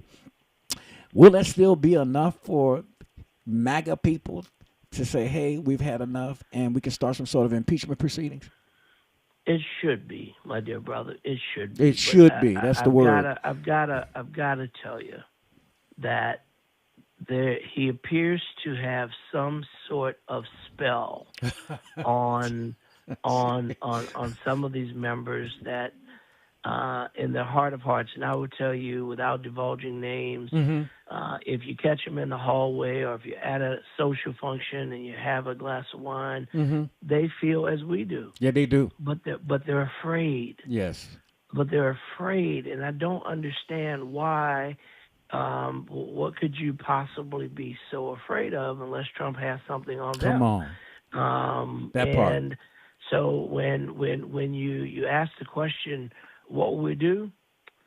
Man, there's been so many egregious acts. I mean, go down the list and look at the felony counts against him. Look at the sexual assault cases against him. Not just hearsay. These are convictions. Yes. These have been adjudicated. Yes. And none of it seems to stick. So as much as I want to believe, and I'm going to still hold out hope because that's the genesis of who I am, the reality is I'm not certain that if the Epstein files proves to be everything that we expect them to be, that anything will happen. Well, he said, during his first term, I can kill somebody point blank in the middle of the street and nothing would be done about it. And that seems to be the case. Before I let you go, 7 million people took to the streets on No King Day this Saturday. Alexandria, New Orleans, Lake Charles, Lafayette, small towns, rural and large. The largest mass protest in American history And then this guy trolls his American people by dressing up as a fighter pilot, AI style, putting on a crown, getting in a plane, and dumping shit all over protesters. Disgraceful. Absolutely disgraceful. It is one of the most disgusting acts you can ever see for someone who's supposed to love our country, who has risen to the highest office in the land, to stoop to such childish and vile, juvenile, right? Yeah, behavior. Yeah. Very few words can describe the level of disgust. Yeah. And again, I'm gonna go back to where I keep going. Republicans, why don't you stand up against this? You know it's wrong.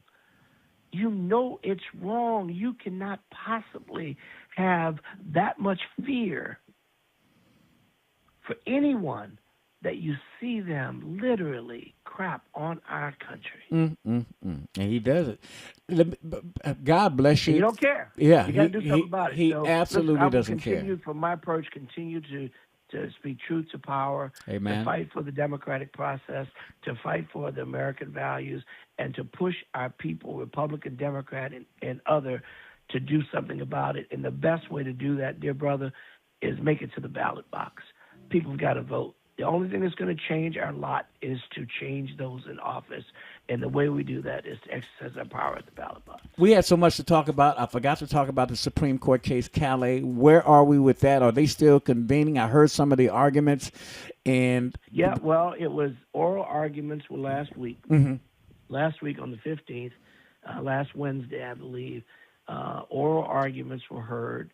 Janae Nelson, who is the head of the Louisiana Defense Fund, Legal Defense Fund, the NAACP, did an incredible job, artfully and just in a brilliant way presenting the significance of the Section 2 of the Voting Rights Act. That's right. Section 2 of the Voting Rights Act that says that you must protect the rights of individual classes of people. African Americans have a right to be able to be heard and to be represented. There are those who believe otherwise. Listen, for nearly 200 years, Black African Americans had virtually no representation in government. The Voting Rights Act, forged in blood by those who died and were beaten on Edmund Pettus Bridge and so many other places, enacted something that made right a huge wrong. And 1965, the Voting Rights Act passed, and it is as needed today as it was. Amen to that back then. 60 years ago. Absolutely. So listen, it's a battle that's ongoing. The presentation was made, and here's the reality as we close, brother. This is bigger than just Louisiana. While we're talking about the maps in Louisiana, the bigger issue here is if you obliterate Section 2 of the Voting Rights Act, you stand to wipe out nearly 20 African American seats in the United States Congress. Wow. Let that sink in. God bless you, Congressman. And God bless you, my friend. I look forward to being with you again soon. Yes, sir. All right, Congressman Troy Carter giving us unprecedented access, spending quite a lengthy time, but we had so much to talk about. That's his insight on that. We got the other congressman going to be affected coming up in just a few. More Eyes Open when we come back. Don't go away.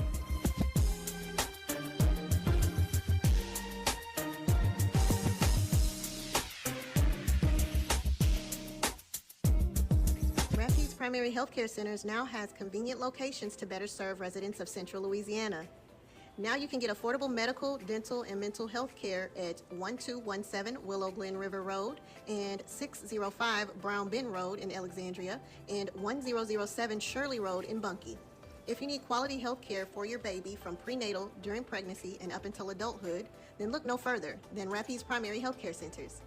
Rapides Primary Healthcare Centers continues to be the affordable, timely answer to all your family's healthcare needs. All services are available to anyone regardless of their ability to pay. You or your family will never be turned away. Rapids Primary is a certified KidMed site with a sliding fee scale. Payment is based on income and size of family. Medicaid, Medicare, and most commercial insurance is accepted for all medical services.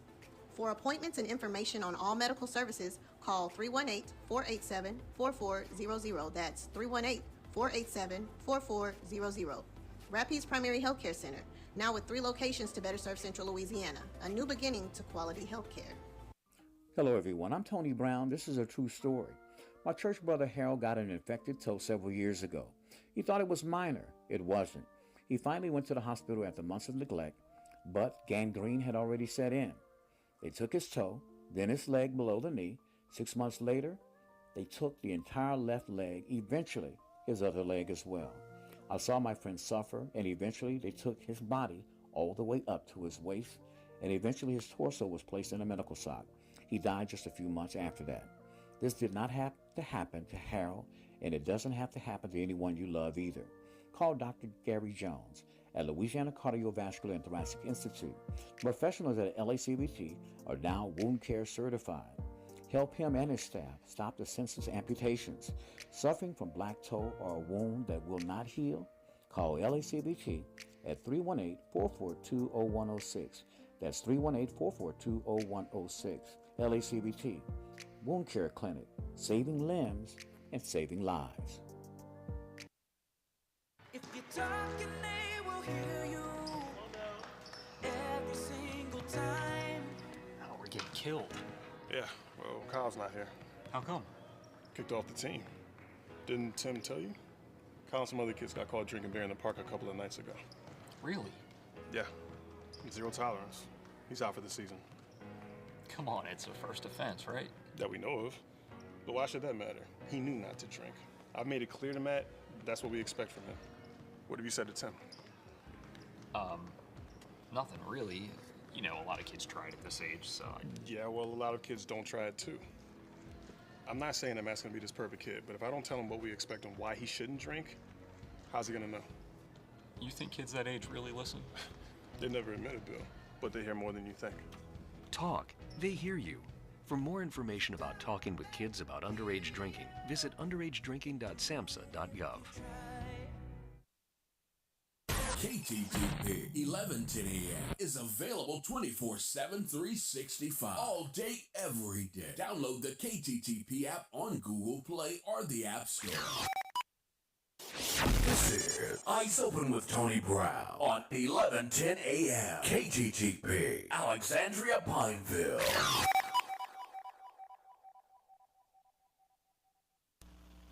This is Dr. Holly Howard with the Heathcote Center at the University of Louisiana at Lafayette, and you're listening to Eyes Open with Tony Brown.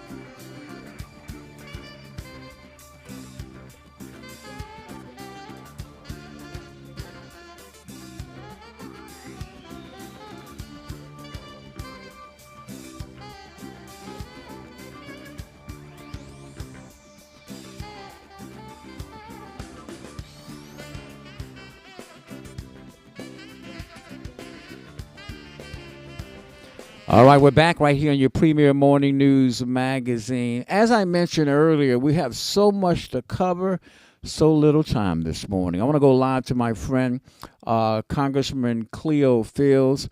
We're glad to have him back on. Congressman, welcome back. Great to have you back. Where do I begin? There's so much. Well, let's begin with Calais. We heard the oral arguments with the Supreme Court on Wednesday. I thought the NAACP attorney did a wonderful job. This thing is much bigger than Louisiana because, in fact, if the Supreme Court comes back and negates Section 2 of the 1965 Voting Rights Act, we're talking about African Americans, particularly, could lose as many as 20 seats in Congress, including yours. Yeah, absolutely. First of all, I think Ms. Nelson did an excellent job. Yes. She has done an extraordinary job, all alone. I mean, she was very responsive to all of the justices' questions. For those of you who heard the argument, and we tried to, we wanted people to actually get access to the Supreme Court. So that's why we sent out these website links to the Supreme Court. I think we had more people listening to the oral argument from Louisiana and really throughout the country, but particularly from Louisiana. Yes. In the history of oral arguments from Yes. the state, which is a good thing because people need to know what's taking place. I was in the court, and people have different takeaways from the justices, but it's as usual, justices are hard to read. Some basically just tell you where they're going, and we had a few to do that. But others, like hard to read. So at the end of the day, I am cautiously optimistic that they will not do away with subsection 2 of the Voting Rights Act. Why do I say that? Because of what you just said. I mean, it has such a tremendous impact on the rest of the nation. And no one wants another post-Reconstruction. I think the justices that are on in the middle, they actually have questions like, well, how long will it take? We can't be judged in Louisiana and Mississippi and all these southern states against the rest of the nation. The Voting Rights Act was really created for the southern part of the country because those were the areas where people just discriminated against blacks. Although it was legal to register to vote, they had all kinds of impediments, poll taxes, literacy tests, and there came the Voting Rights Act. Say, hold up, although you got the constitutional right to register to vote, states were basically violating it by giving you all kinds of prerequisites you had to go through in order to exercise your right. So when people say, a lot of, we don't need the Voting Rights Act because, there are a lot of members of Congress and who've been elected from minority districts, that's true. But none from the South. None from the South. None from the South. So at the end of the day, I think the justices will read through it all, or see through it all, and they will preserve the Voting Rights Act. But there is no guarantee. But I do think that they may slap Louisiana on the wrist. I don't know how they get around, because previous courts decided, like Jingles, that you could use, race. As long as race wasn't a predominant factor. Yes. You could, and obviously this district was drawn the way it was drawn was based on politics, not race. So I just think we have a very good case. 7 million people took to the streets this weekend on No King Day. That lets certainly Donald Trump be aware of the mood of a majority of Americans. Both Democrats and Republicans took to the street, even here in Alexandria, believe it or not. And then he gets, using AI on a F-16, I don't know if you saw it, puts on a crown, and then flies over some of the largest cities and dumps shit on the protesters. He's been shitting on Americans a long time. How can a president not only do that to the American people, but being very unpresidential when he made some comments this weekend, and I don't think I've ever heard a president publicly or on the air drop the F-bomb in reference to Colombia. So now we have this build-up, unprecedented, around Venezuela with ships and F-16s and squadrons.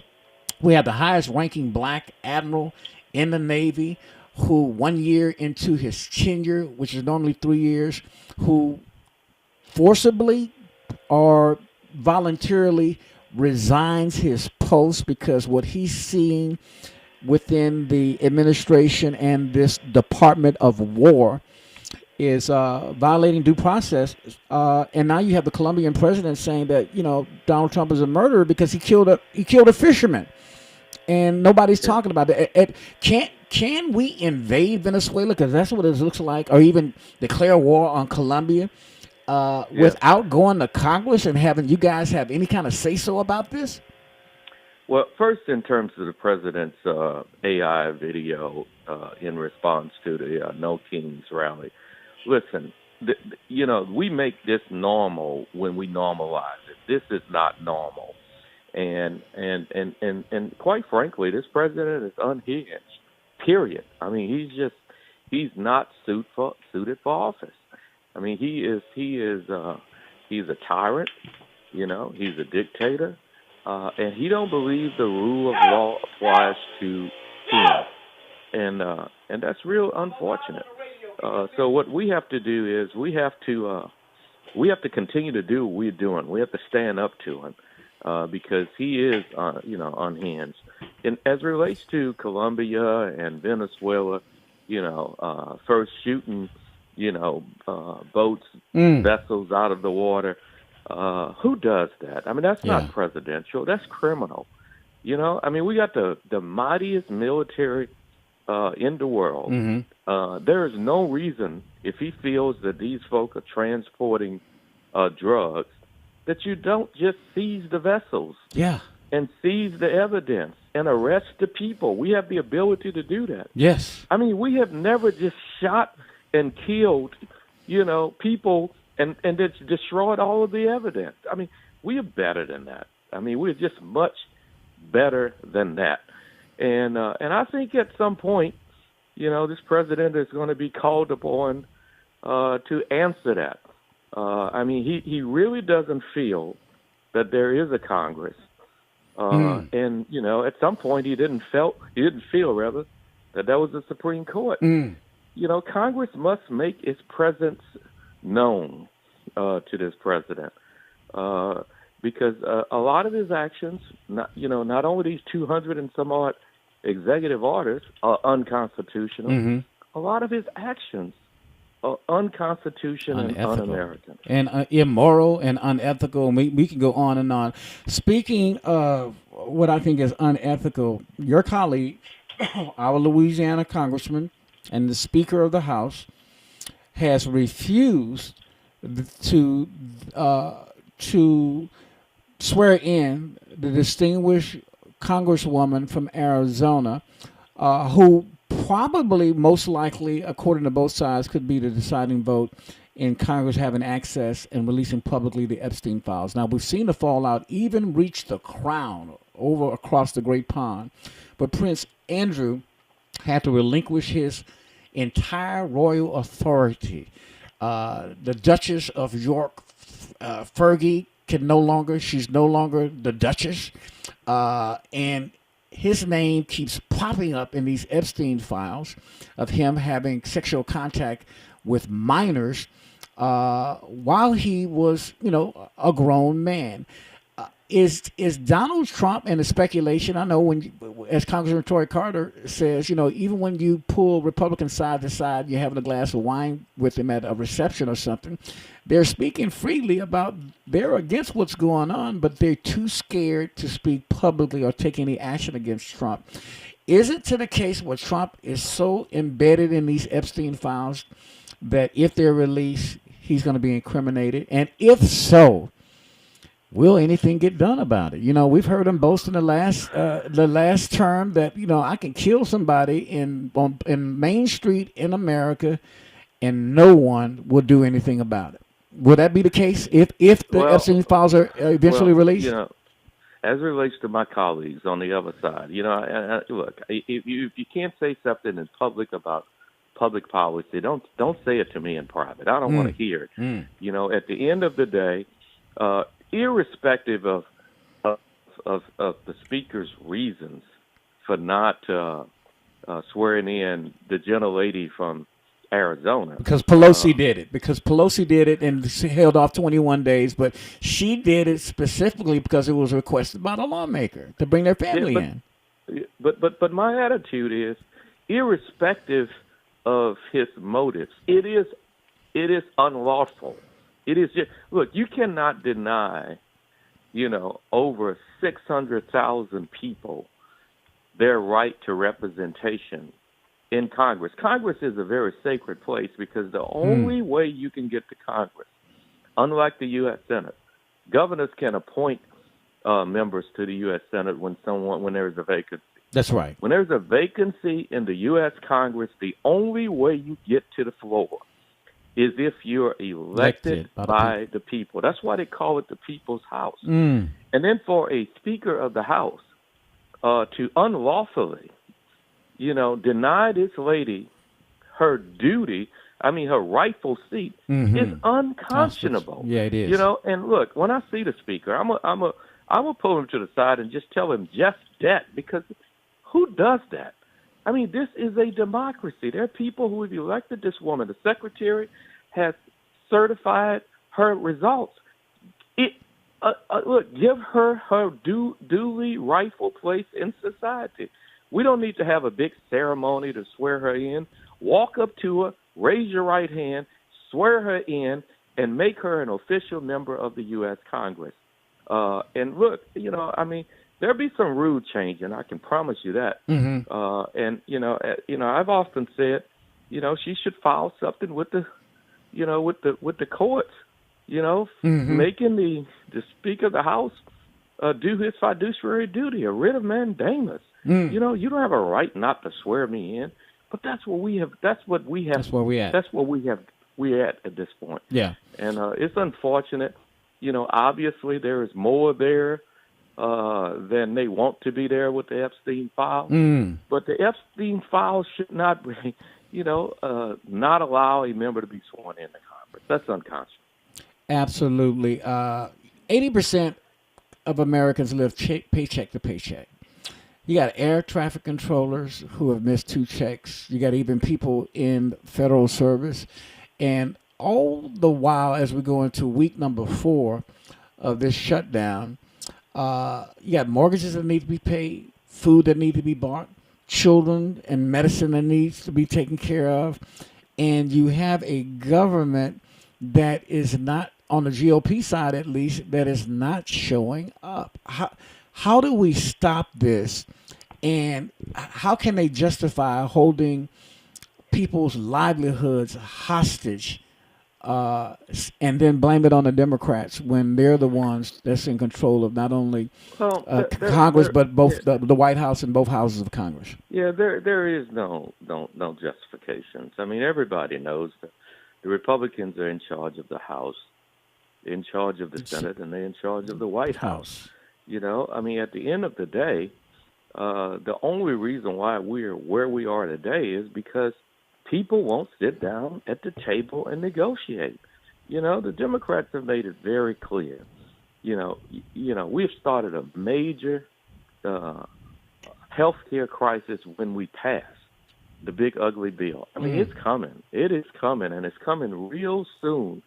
And people are going to be without health insurance or health care.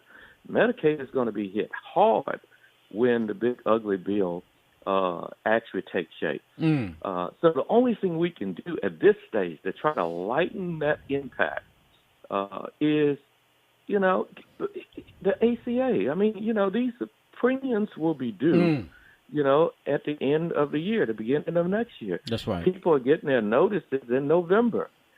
People are not going to be able to pay, $2,000 increase for their health insurance. Now, these are working people. These are people who wake up every day, go to work, and they only have insurance because we have and Affordable Care Act. Yeah.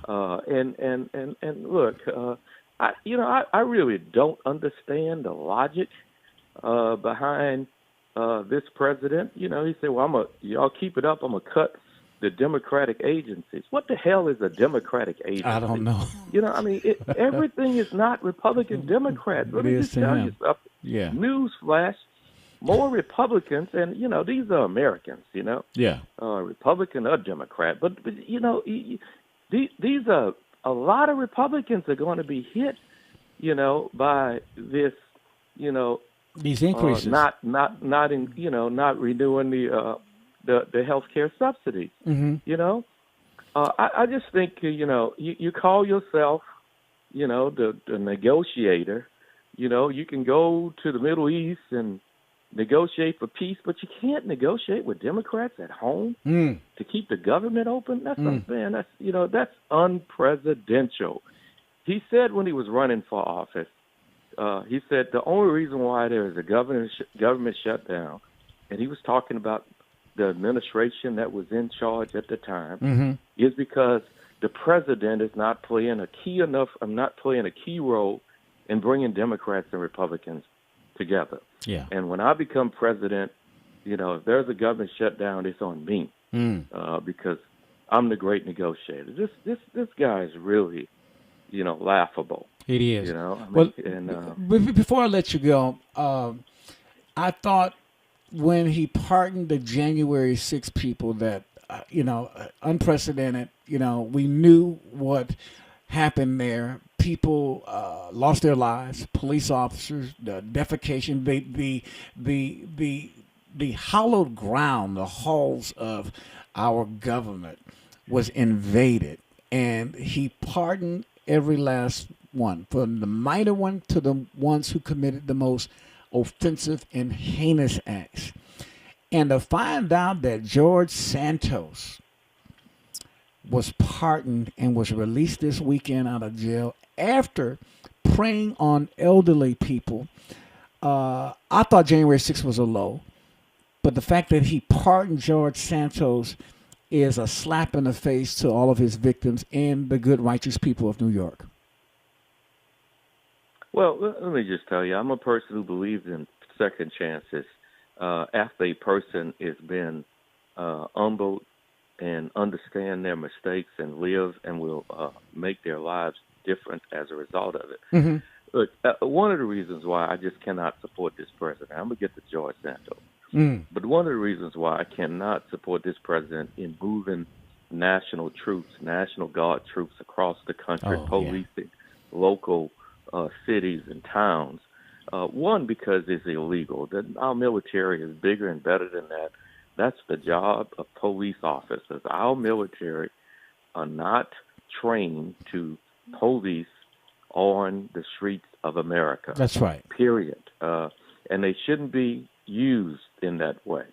And if the president was serious about fighting crime, he would have used the National Guard 4 years and 8 or 10 months ago, when there were a bunch of thugs and ruffians that invaded the Capitol and tried to steal the Constitution. It was an insurrection. It's clear in the Constitution you can use the National Guards for an insurrection. Yes. Know what he did? He sat on his hands in the White House, watched it, on TV. Cheered for him, and he never thought about it. He wouldn't even enforce them. He wouldn't even send the National Guards to the Capitol to restore order. And all of a sudden, he's our crime fighter. He wants to use the National Guard to fight crime. Get out of here, man! I mean, this is ridiculous. It is. And then to add insult to injury, after we lost Capitol Police officers, we lost federal agents. Yes. Fighting to preserve the Constitution and the Capitol. Many of them lost their lives. 8 or 9 of them. You know what he does? What? To add insult to injury, he offers a pardon to every single person who was arrested and charged. And he cares about crime? No. He's a joke when it comes to fighting crime. Now, Santos, look, here's a guy who just took advantage of elderly people. I mean, he is a fraud with a capital F. I mean, he is just a total fraud. And you let him serve, 45 days? And you say he's been redeemed, he's good, no. Listen, that's on them. That's the way they operate. God bless them. But we need to restore America to the prominence it once had and used to be, not only in this country, but all across the world. And, do we have to destroy America to make America great again? Well, I mean, as much power as we have given him, and I say we because the Congress has really just given him power that they actually have. That's right. That's right. Even with all of these transgressions and all these problems that we have in this country, this king-like mentality, this too shall pass. I mean, I think America can and will survive, even 4 years of Donald Trump. Everybody see what's taking place. But we have to be forever vigilant and be on course and fight back. Don't be afraid to fight. That's one of the problems. People are afraid to speak up, afraid to fight back. And that's why, it was so good to see so many Americans take the street in a non-violent, way, peaceful way all over the nation. 7 million of them. No, we won't be governed by a king. We have a democracy, we have a constitution, and I hope members of Congress learn from that because ultimately it's Congress where all of these rights have been just voluntarily given away, and people bend the knee to this president, and that's pretty unfortunate. That's our 6th District Congressman Cleo feels. Always a pleasure. Thank you for the access, my friend. Thank you, buddy. Take care. All right. Again, you heard it, not only from him, but from his colleague who looks like him in Washington, D.C., giving you unprecedented access here in Central Louisiana to our voice in Washington, D.C. More Eyes Open when we come back. Don't go away.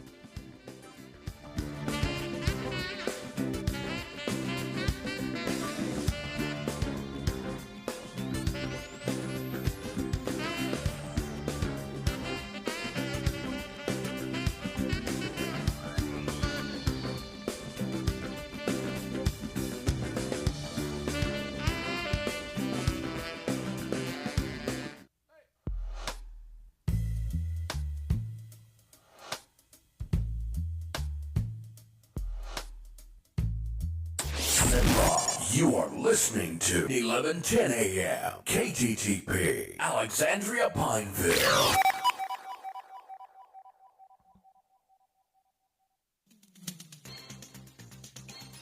Hello, everyone. I'm Tony Brown. This is your statewide news you can use on this Monday, October the 20th. News being brought to you by Louisiana Cardiovascular and Thoracic Institute, LACVT.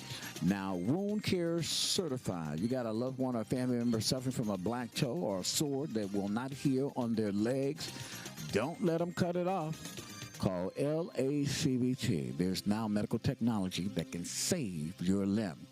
Baton Rouge police are continuing to investigate this morning a deadly shooting that occurred outside of a McDonald's on Prescott and Airline Highway. It happened on Saturday morning. Police responded to the shooting at about 11:15 in the morning. According to a spokesman with the department, 22-year-old Cedric Taylor was pronounced dead at the scene.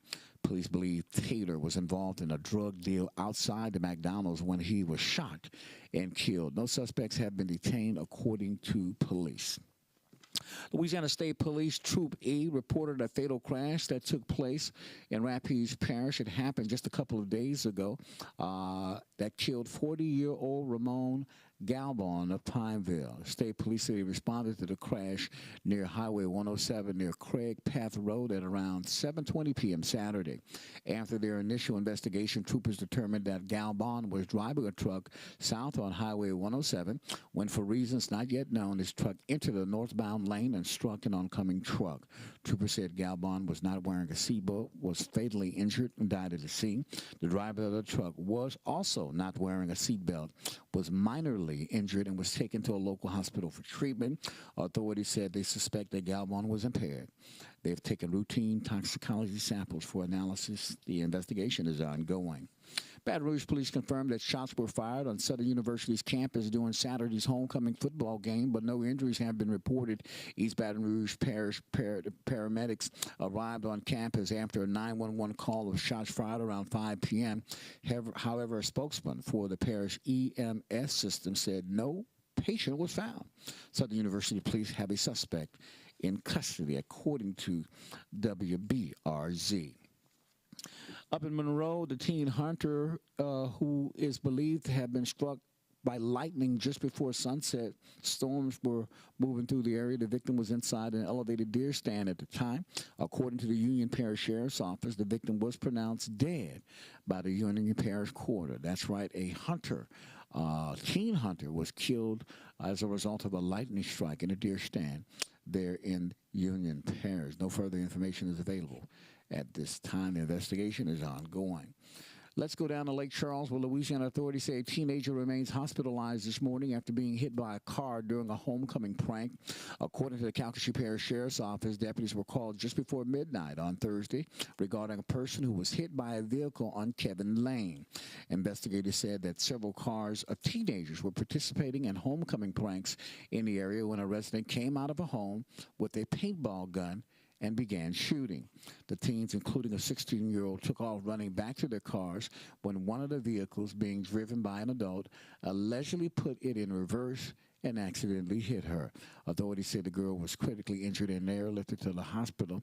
Apparently, this prank involved many that we've seen lately online, in which people are either knocking on doors, kicking in doors, ringing doorbells, and fleeing the scene. Many people now are arming themselves. And, of course, police are discouraging anybody from going online and going to people's personal property, particularly their homes, and doing things of this nature. Several people have been killed as a result of this so-called prank. Fire investigators with the St. George Fire Protection District arrested a woman Friday morning for allegedly setting fire to a clothes rack at the Once Upon a Child location of Airline Highway.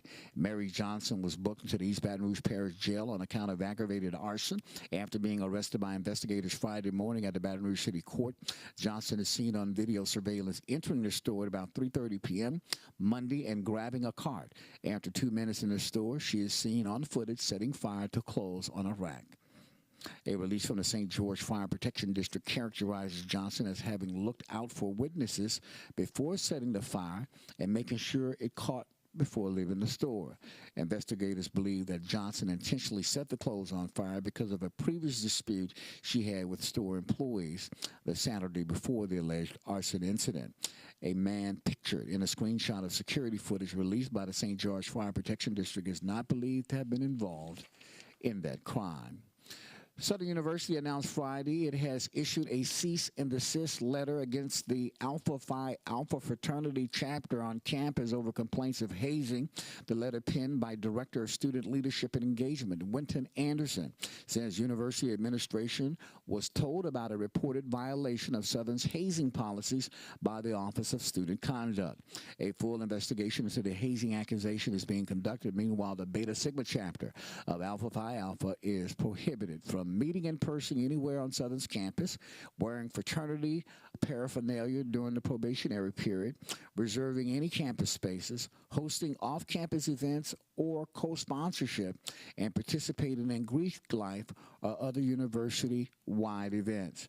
Violations of these restrictions could endanger the chapter's or individual students' ability to stay at Southern According to the letter, Southern officials could not comment on the specifics of the hazing allegation. The university removed another fraternity, the Beta Sigma chapter of Omega Psi Phi, from campus earlier this year in the wake of hazing death of human jukebox trumpeter Caleb Wilson. A homecoming loss to Prairie View didn't spark Roman Banks' impromptu appearance at the Southern post-game news conference. The 9-year athletic director was inspired to speak with reporters Saturday night about Coach Terrence Gray's job security because Southern, now 1-6 and 0-3 in conference, has continued to play poorly in each game. According to Banks, he said, "My job is to evaluate the process." This is my last story, Q. Banks said after Southern 24-3 loss to Prairie View, does Coach Gray stay another day? You don't make decisions after a ball game. You sit down and you talk it out.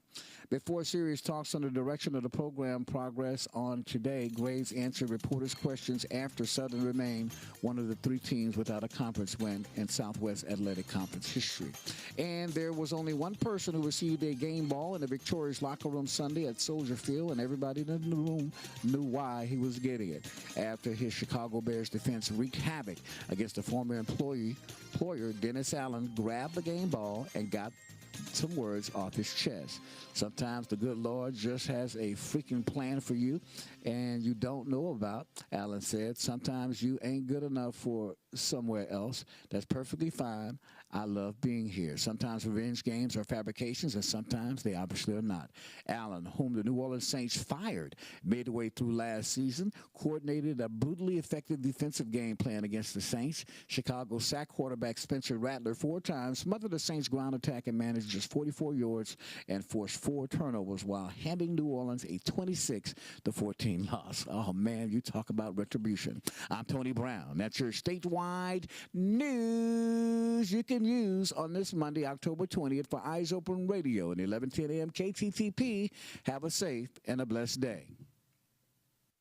Hello, everyone. I'm Tony Brown. This is a true story. My church brother Harold got an infected toe several years ago. He thought it was minor. It wasn't. He finally went to the hospital after months of neglect, but gangrene had already set in. They took his toe, then his leg below the knee. 6 months later, they took the entire left leg, eventually his other leg as well.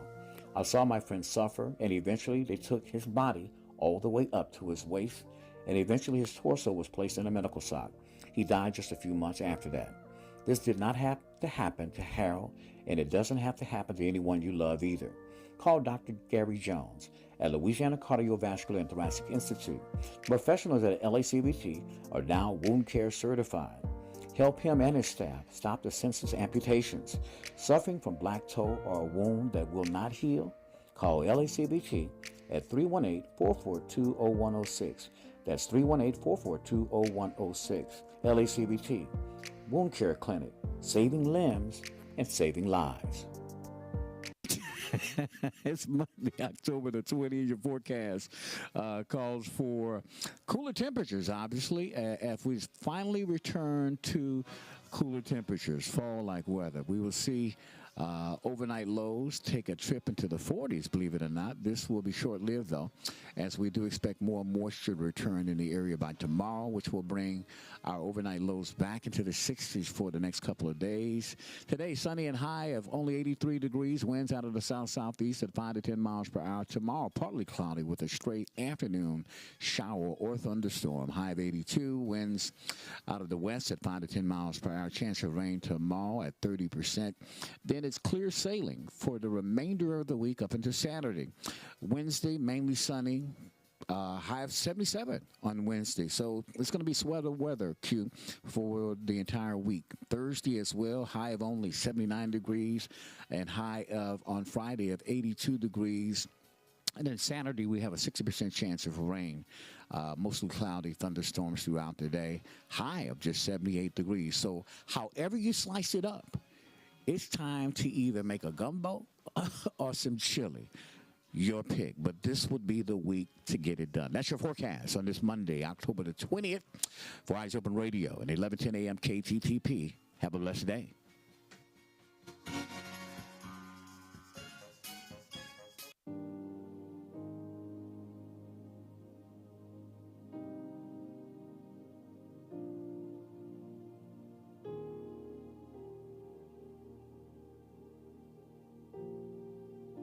It's time for the scripture of the day. And now, the beautiful Bianca Brown.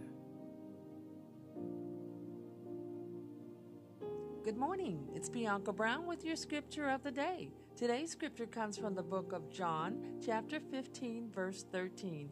Greater love has no one than this, to lay down one's life for one's friend. Today's scripture is being brought to you by the Monroe Street Church of Christ in Alexandria, Louisiana. If you would like to learn about the God kind of love that says, I'll lay my life down for my friend, you can do so by contacting the church. You can give the Monroe Street Church of Christ a call at 318-448-2494 and ask to speak with Brother Jesse Allen. Or as always, you can write the Church of Christ at 2008 Monroe Street, Alexandria, Louisiana, 71301. As we will always say, we will continue to lift you up in prayer and in the precious name of our Lord and Savior, Jesus Christ. It's time for the Daily Bread with Tony Brown. Under surveillance. Amos 9, 1 through 6. Excuse me. Thank you, Q. Read Amos 9, 1 through 6. Can anyone hide himself in secret places so I shall not see him? Says the Lord. Jeremiah 23, 24. Imagine that you're visiting a foreign country when you realize that you're being followed. Your every move is watched.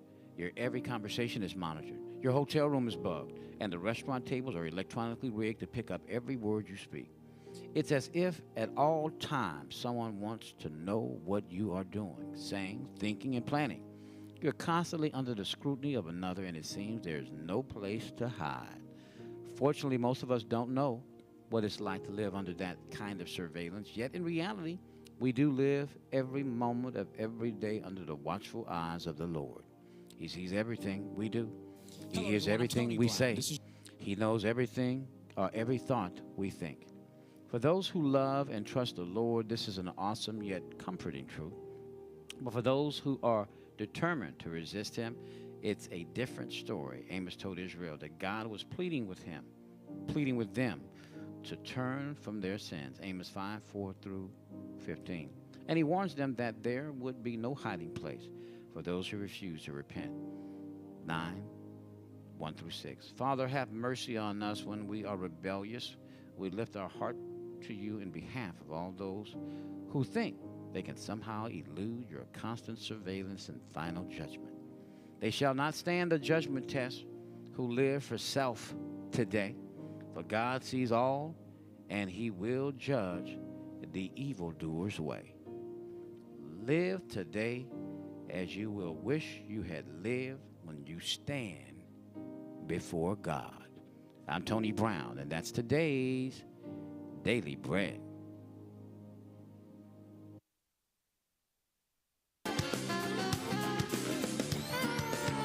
All right, we're living in some crucial times as we go into week 3 with people. Let's make sure she's going to turn your mic on.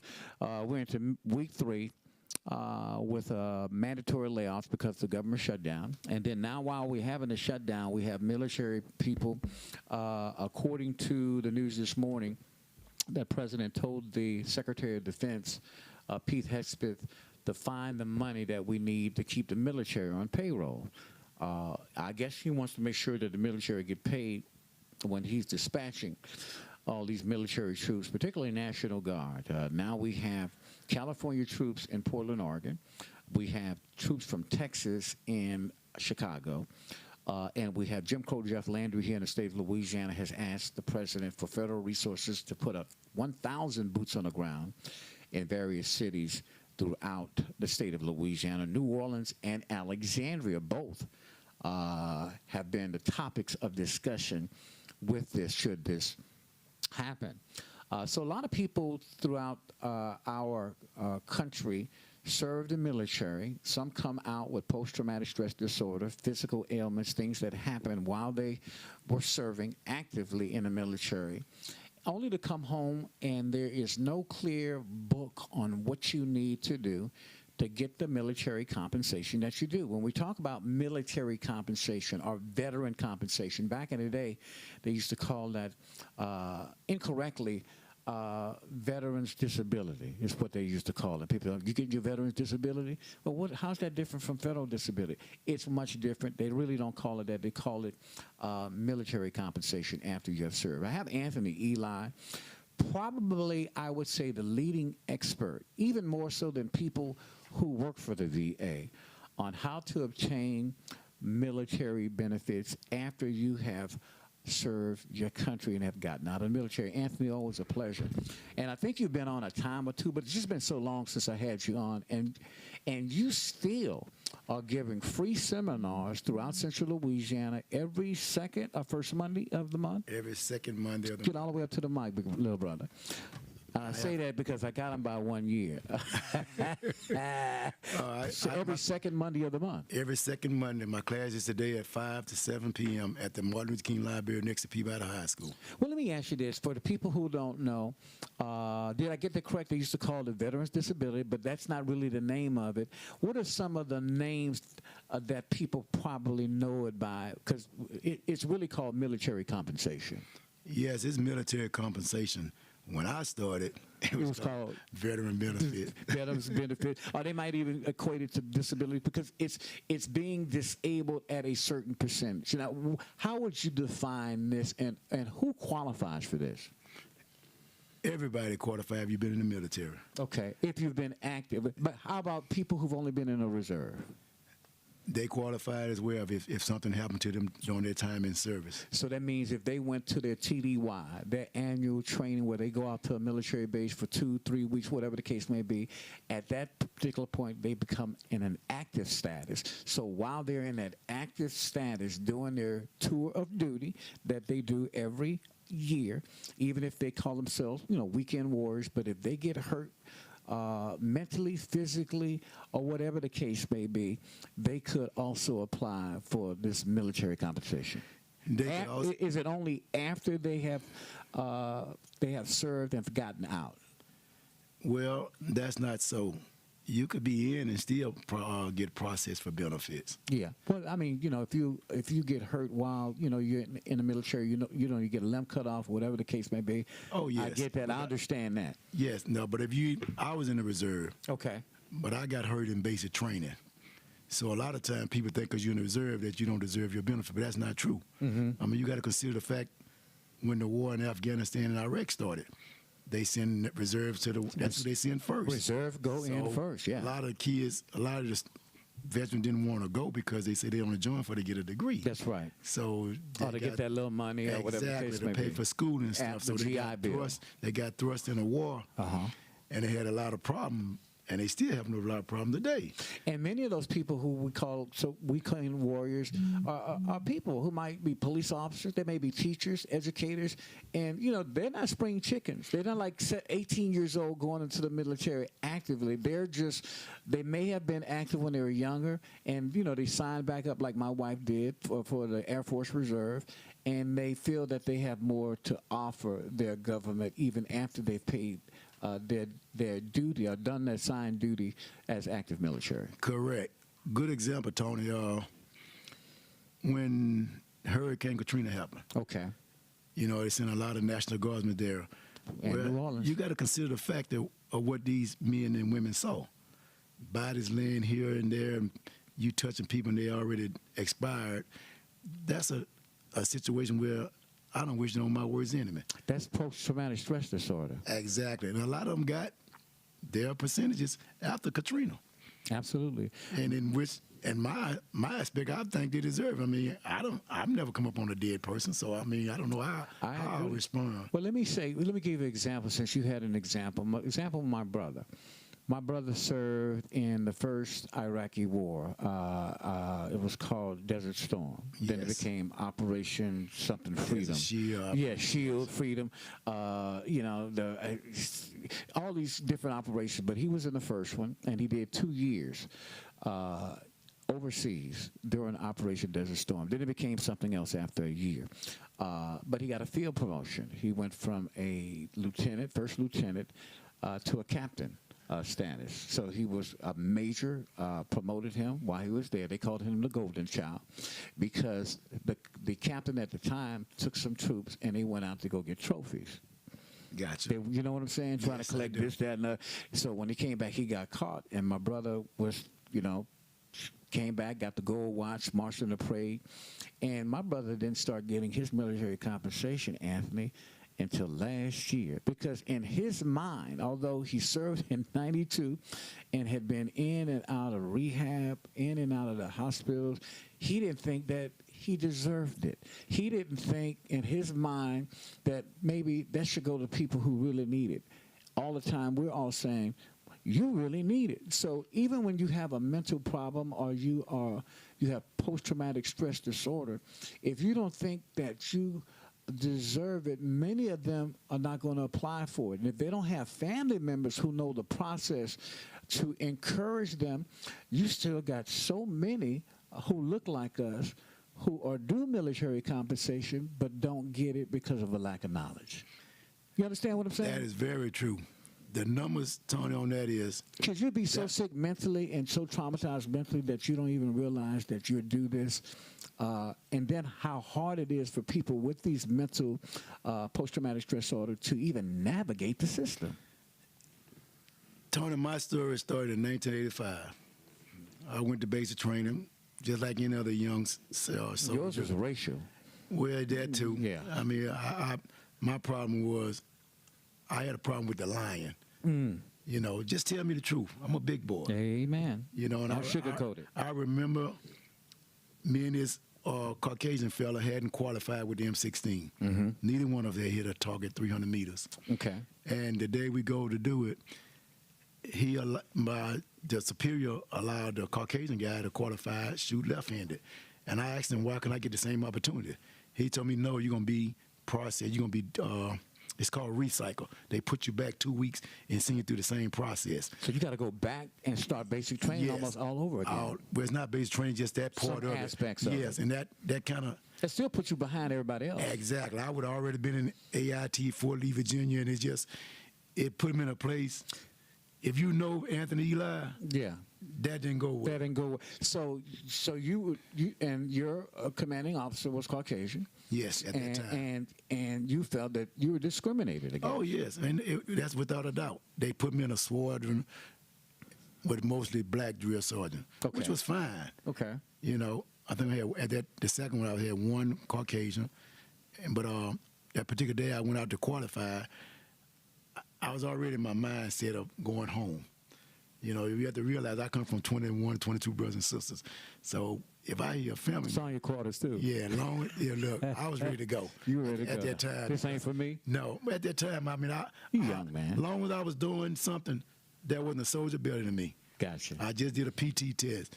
65 push-ups, 60 sit-ups, and I ran the mile in like 5 minutes and something. Okay. So that definitely meant I wasn't going anywhere. Yeah, which is the hardest part. Yes. That physical, many people can't pass that. So you passed all that flying colors. The only thing you had was the shooting. Qualified on the M16. Okay, then the particular day that I did go, it was a rainy day. Okay. And I'm sitting in the foxhole telling myself, if I miss this target, I'm going home. But if I hit this target, we're going to win first place. Yes. So, you know me, I'm a winner. Mm-hmm. So I said, I didn't want to lose. So after the first target probably was 300 meters. And my drill sergeant said, Private Eli, you ain't hit a target since you've been here. So I said, sir, you just don't know what's going through my mind. Mm-hmm. So long story short, I qualified. He gonna play a game on the other squad. It was squad A, B, and C. We was in B squad. He said, act like you walking in sad like you didn't qualify. So I walked in sad. The A squad got to hooping and hollering. And then the drill sergeant said, Eli shot a 98.9. Come on. And they just dropped. But long story short, my time in basic training, I got hurt in basic training. Gotcha. I woke up on a Saturday morning, couldn't walk. Okay. They take me to sick call and everything. From there, I had a profile, couldn't wear the army boots, and I couldn't shave. Gotcha. So I'm at 7 weeks now. We getting ready for Built-Whack, which is called a week in the woods. Mm-hmm. So I go to the drill sergeant. I said, well, I got to go in the woods, drill sergeant. I'm being processed out. And you know, I was drill sergeant talk, oh, hell, Private, I ain't got nowhere to leave you. Mhm. So he told me to get that damn duffel bag. So I got the duffel bag and did what I was told to do. Gotcha. So I'm going to fast forward. After I got out, 1980, I get a phone call from Fort Leonard Wood, Missouri. Oh, wow. Here's a Caucasian doctor. A Caucasian doctor called me, and I asked her what was the nature. She said, sir, we did an audit, and I ran across your records. And said, I told myself I need to talk to this soldier. So she called me. She said, Mr. Eli, I need to talk to you about what happened in basic training. I said, okay. She said, first of all, let me tell me about your family. I said, well, I'm the youngest of 21, 22 brothers and sisters. She said, oh, wow. She said, okay, let's talk this military stuff. She said, why'd you have to go to the woods if you was being processed out? I said, Doc, I asked the same question. You asked the same question. They told me they had nowhere to leave me, so get the duffel bag, and I did what I was told to do. She said, what you did every day? She said, don't answer that question. She said, did y'all get a briefing before you went in the woods? I said, we did. She said, do you remember? I said, I remember like it was yesterday. I said, they told us about a poisonous snake and a poisonous spider. She asked me, how did I feel about it? I told her I was still looking for it. She said, say that again. I said, long story short, Doc, I couldn't sleep out there. She said, why you couldn't sleep? I said, I didn't want that snake and spider to sneak up on me. So we have what's called police duty, which is guard duty. That's right. You do it every hour on hour. It start at 10 in the morning. So I told other soldiers, y'all don't need to be up. I said, I was like Jesus. Ain't no need all of us being what? So I did everybody hour. Oh, wow. She said, you didn't sleep? I said, not at night. So in the morning time, she said, what you do in the morning when they get ready to get out? So I think she was a little confused, even though she was military. She said, I said, we get up in the morning and we do our personal hygiene. She said, you in the woods? I said, yeah, you use your helmet. Your helmet? I said, yes. You fill the helmet with water, and you do shave, whatever you got to do. You do what you got to do. Clean the hot spots. She said, oh, wow, okay. She said, okay, Miss Eli, when they load up on the bus, what you doing? I was sitting on the outside of the bus waving at them. Oh, they left you? They left me. Oh, my gosh. So she said, Miss Eli, wait a minute. What time they leave? I said, leave by 7 o'clock. What time they come back? Between 6:30 and 7 o'clock at night. She said, and you was out in the woods by yourself? Yes. She said, Miss Eli, they left you every day for the whole week? I said, yeah. 5 days? She said, you never leave a soldier behind. No. She said, what did you do? I said, man, if I knew where I was, I'd have been MIA. She said, what, you'd been what? I said, I'd have been back in Louisiana. So all day, from the morning time when they left at night, and then they came back, you out there by yourself? Yes, I had an M16 with no Were you being, because he had no place to leave you, do you felt that you were being retaliated against? No, I just feel like I was being ostracized. Well, you mean you had to be, because, I mean, why would they leave you out there by yourself when they know that was against the rules and the regulations? Like I said again, I was 18. So make a long story short, you, as a result of what happened to you and the trauma and the post-traumatic stress disorder, which is unusual, this lady at Fort Leonard Wood, Missouri, who's in the military, singled your case out and basically said you had a claim, you followed through with it, you are upwards of 100% on your military compensation. I got 100% for depression. And you made it your mission to help other people who find themselves in extenuating circumstances, who have served in the military and may not know what they're due, particularly if they have depression, stress, post-traumatic stress disorder, and many other things. You have women that have been sexually assaulted. Correct. While they were in basic or coming out of basic that still have a hard time getting military compensation. On that note, Tony, I just did my 18th military sexual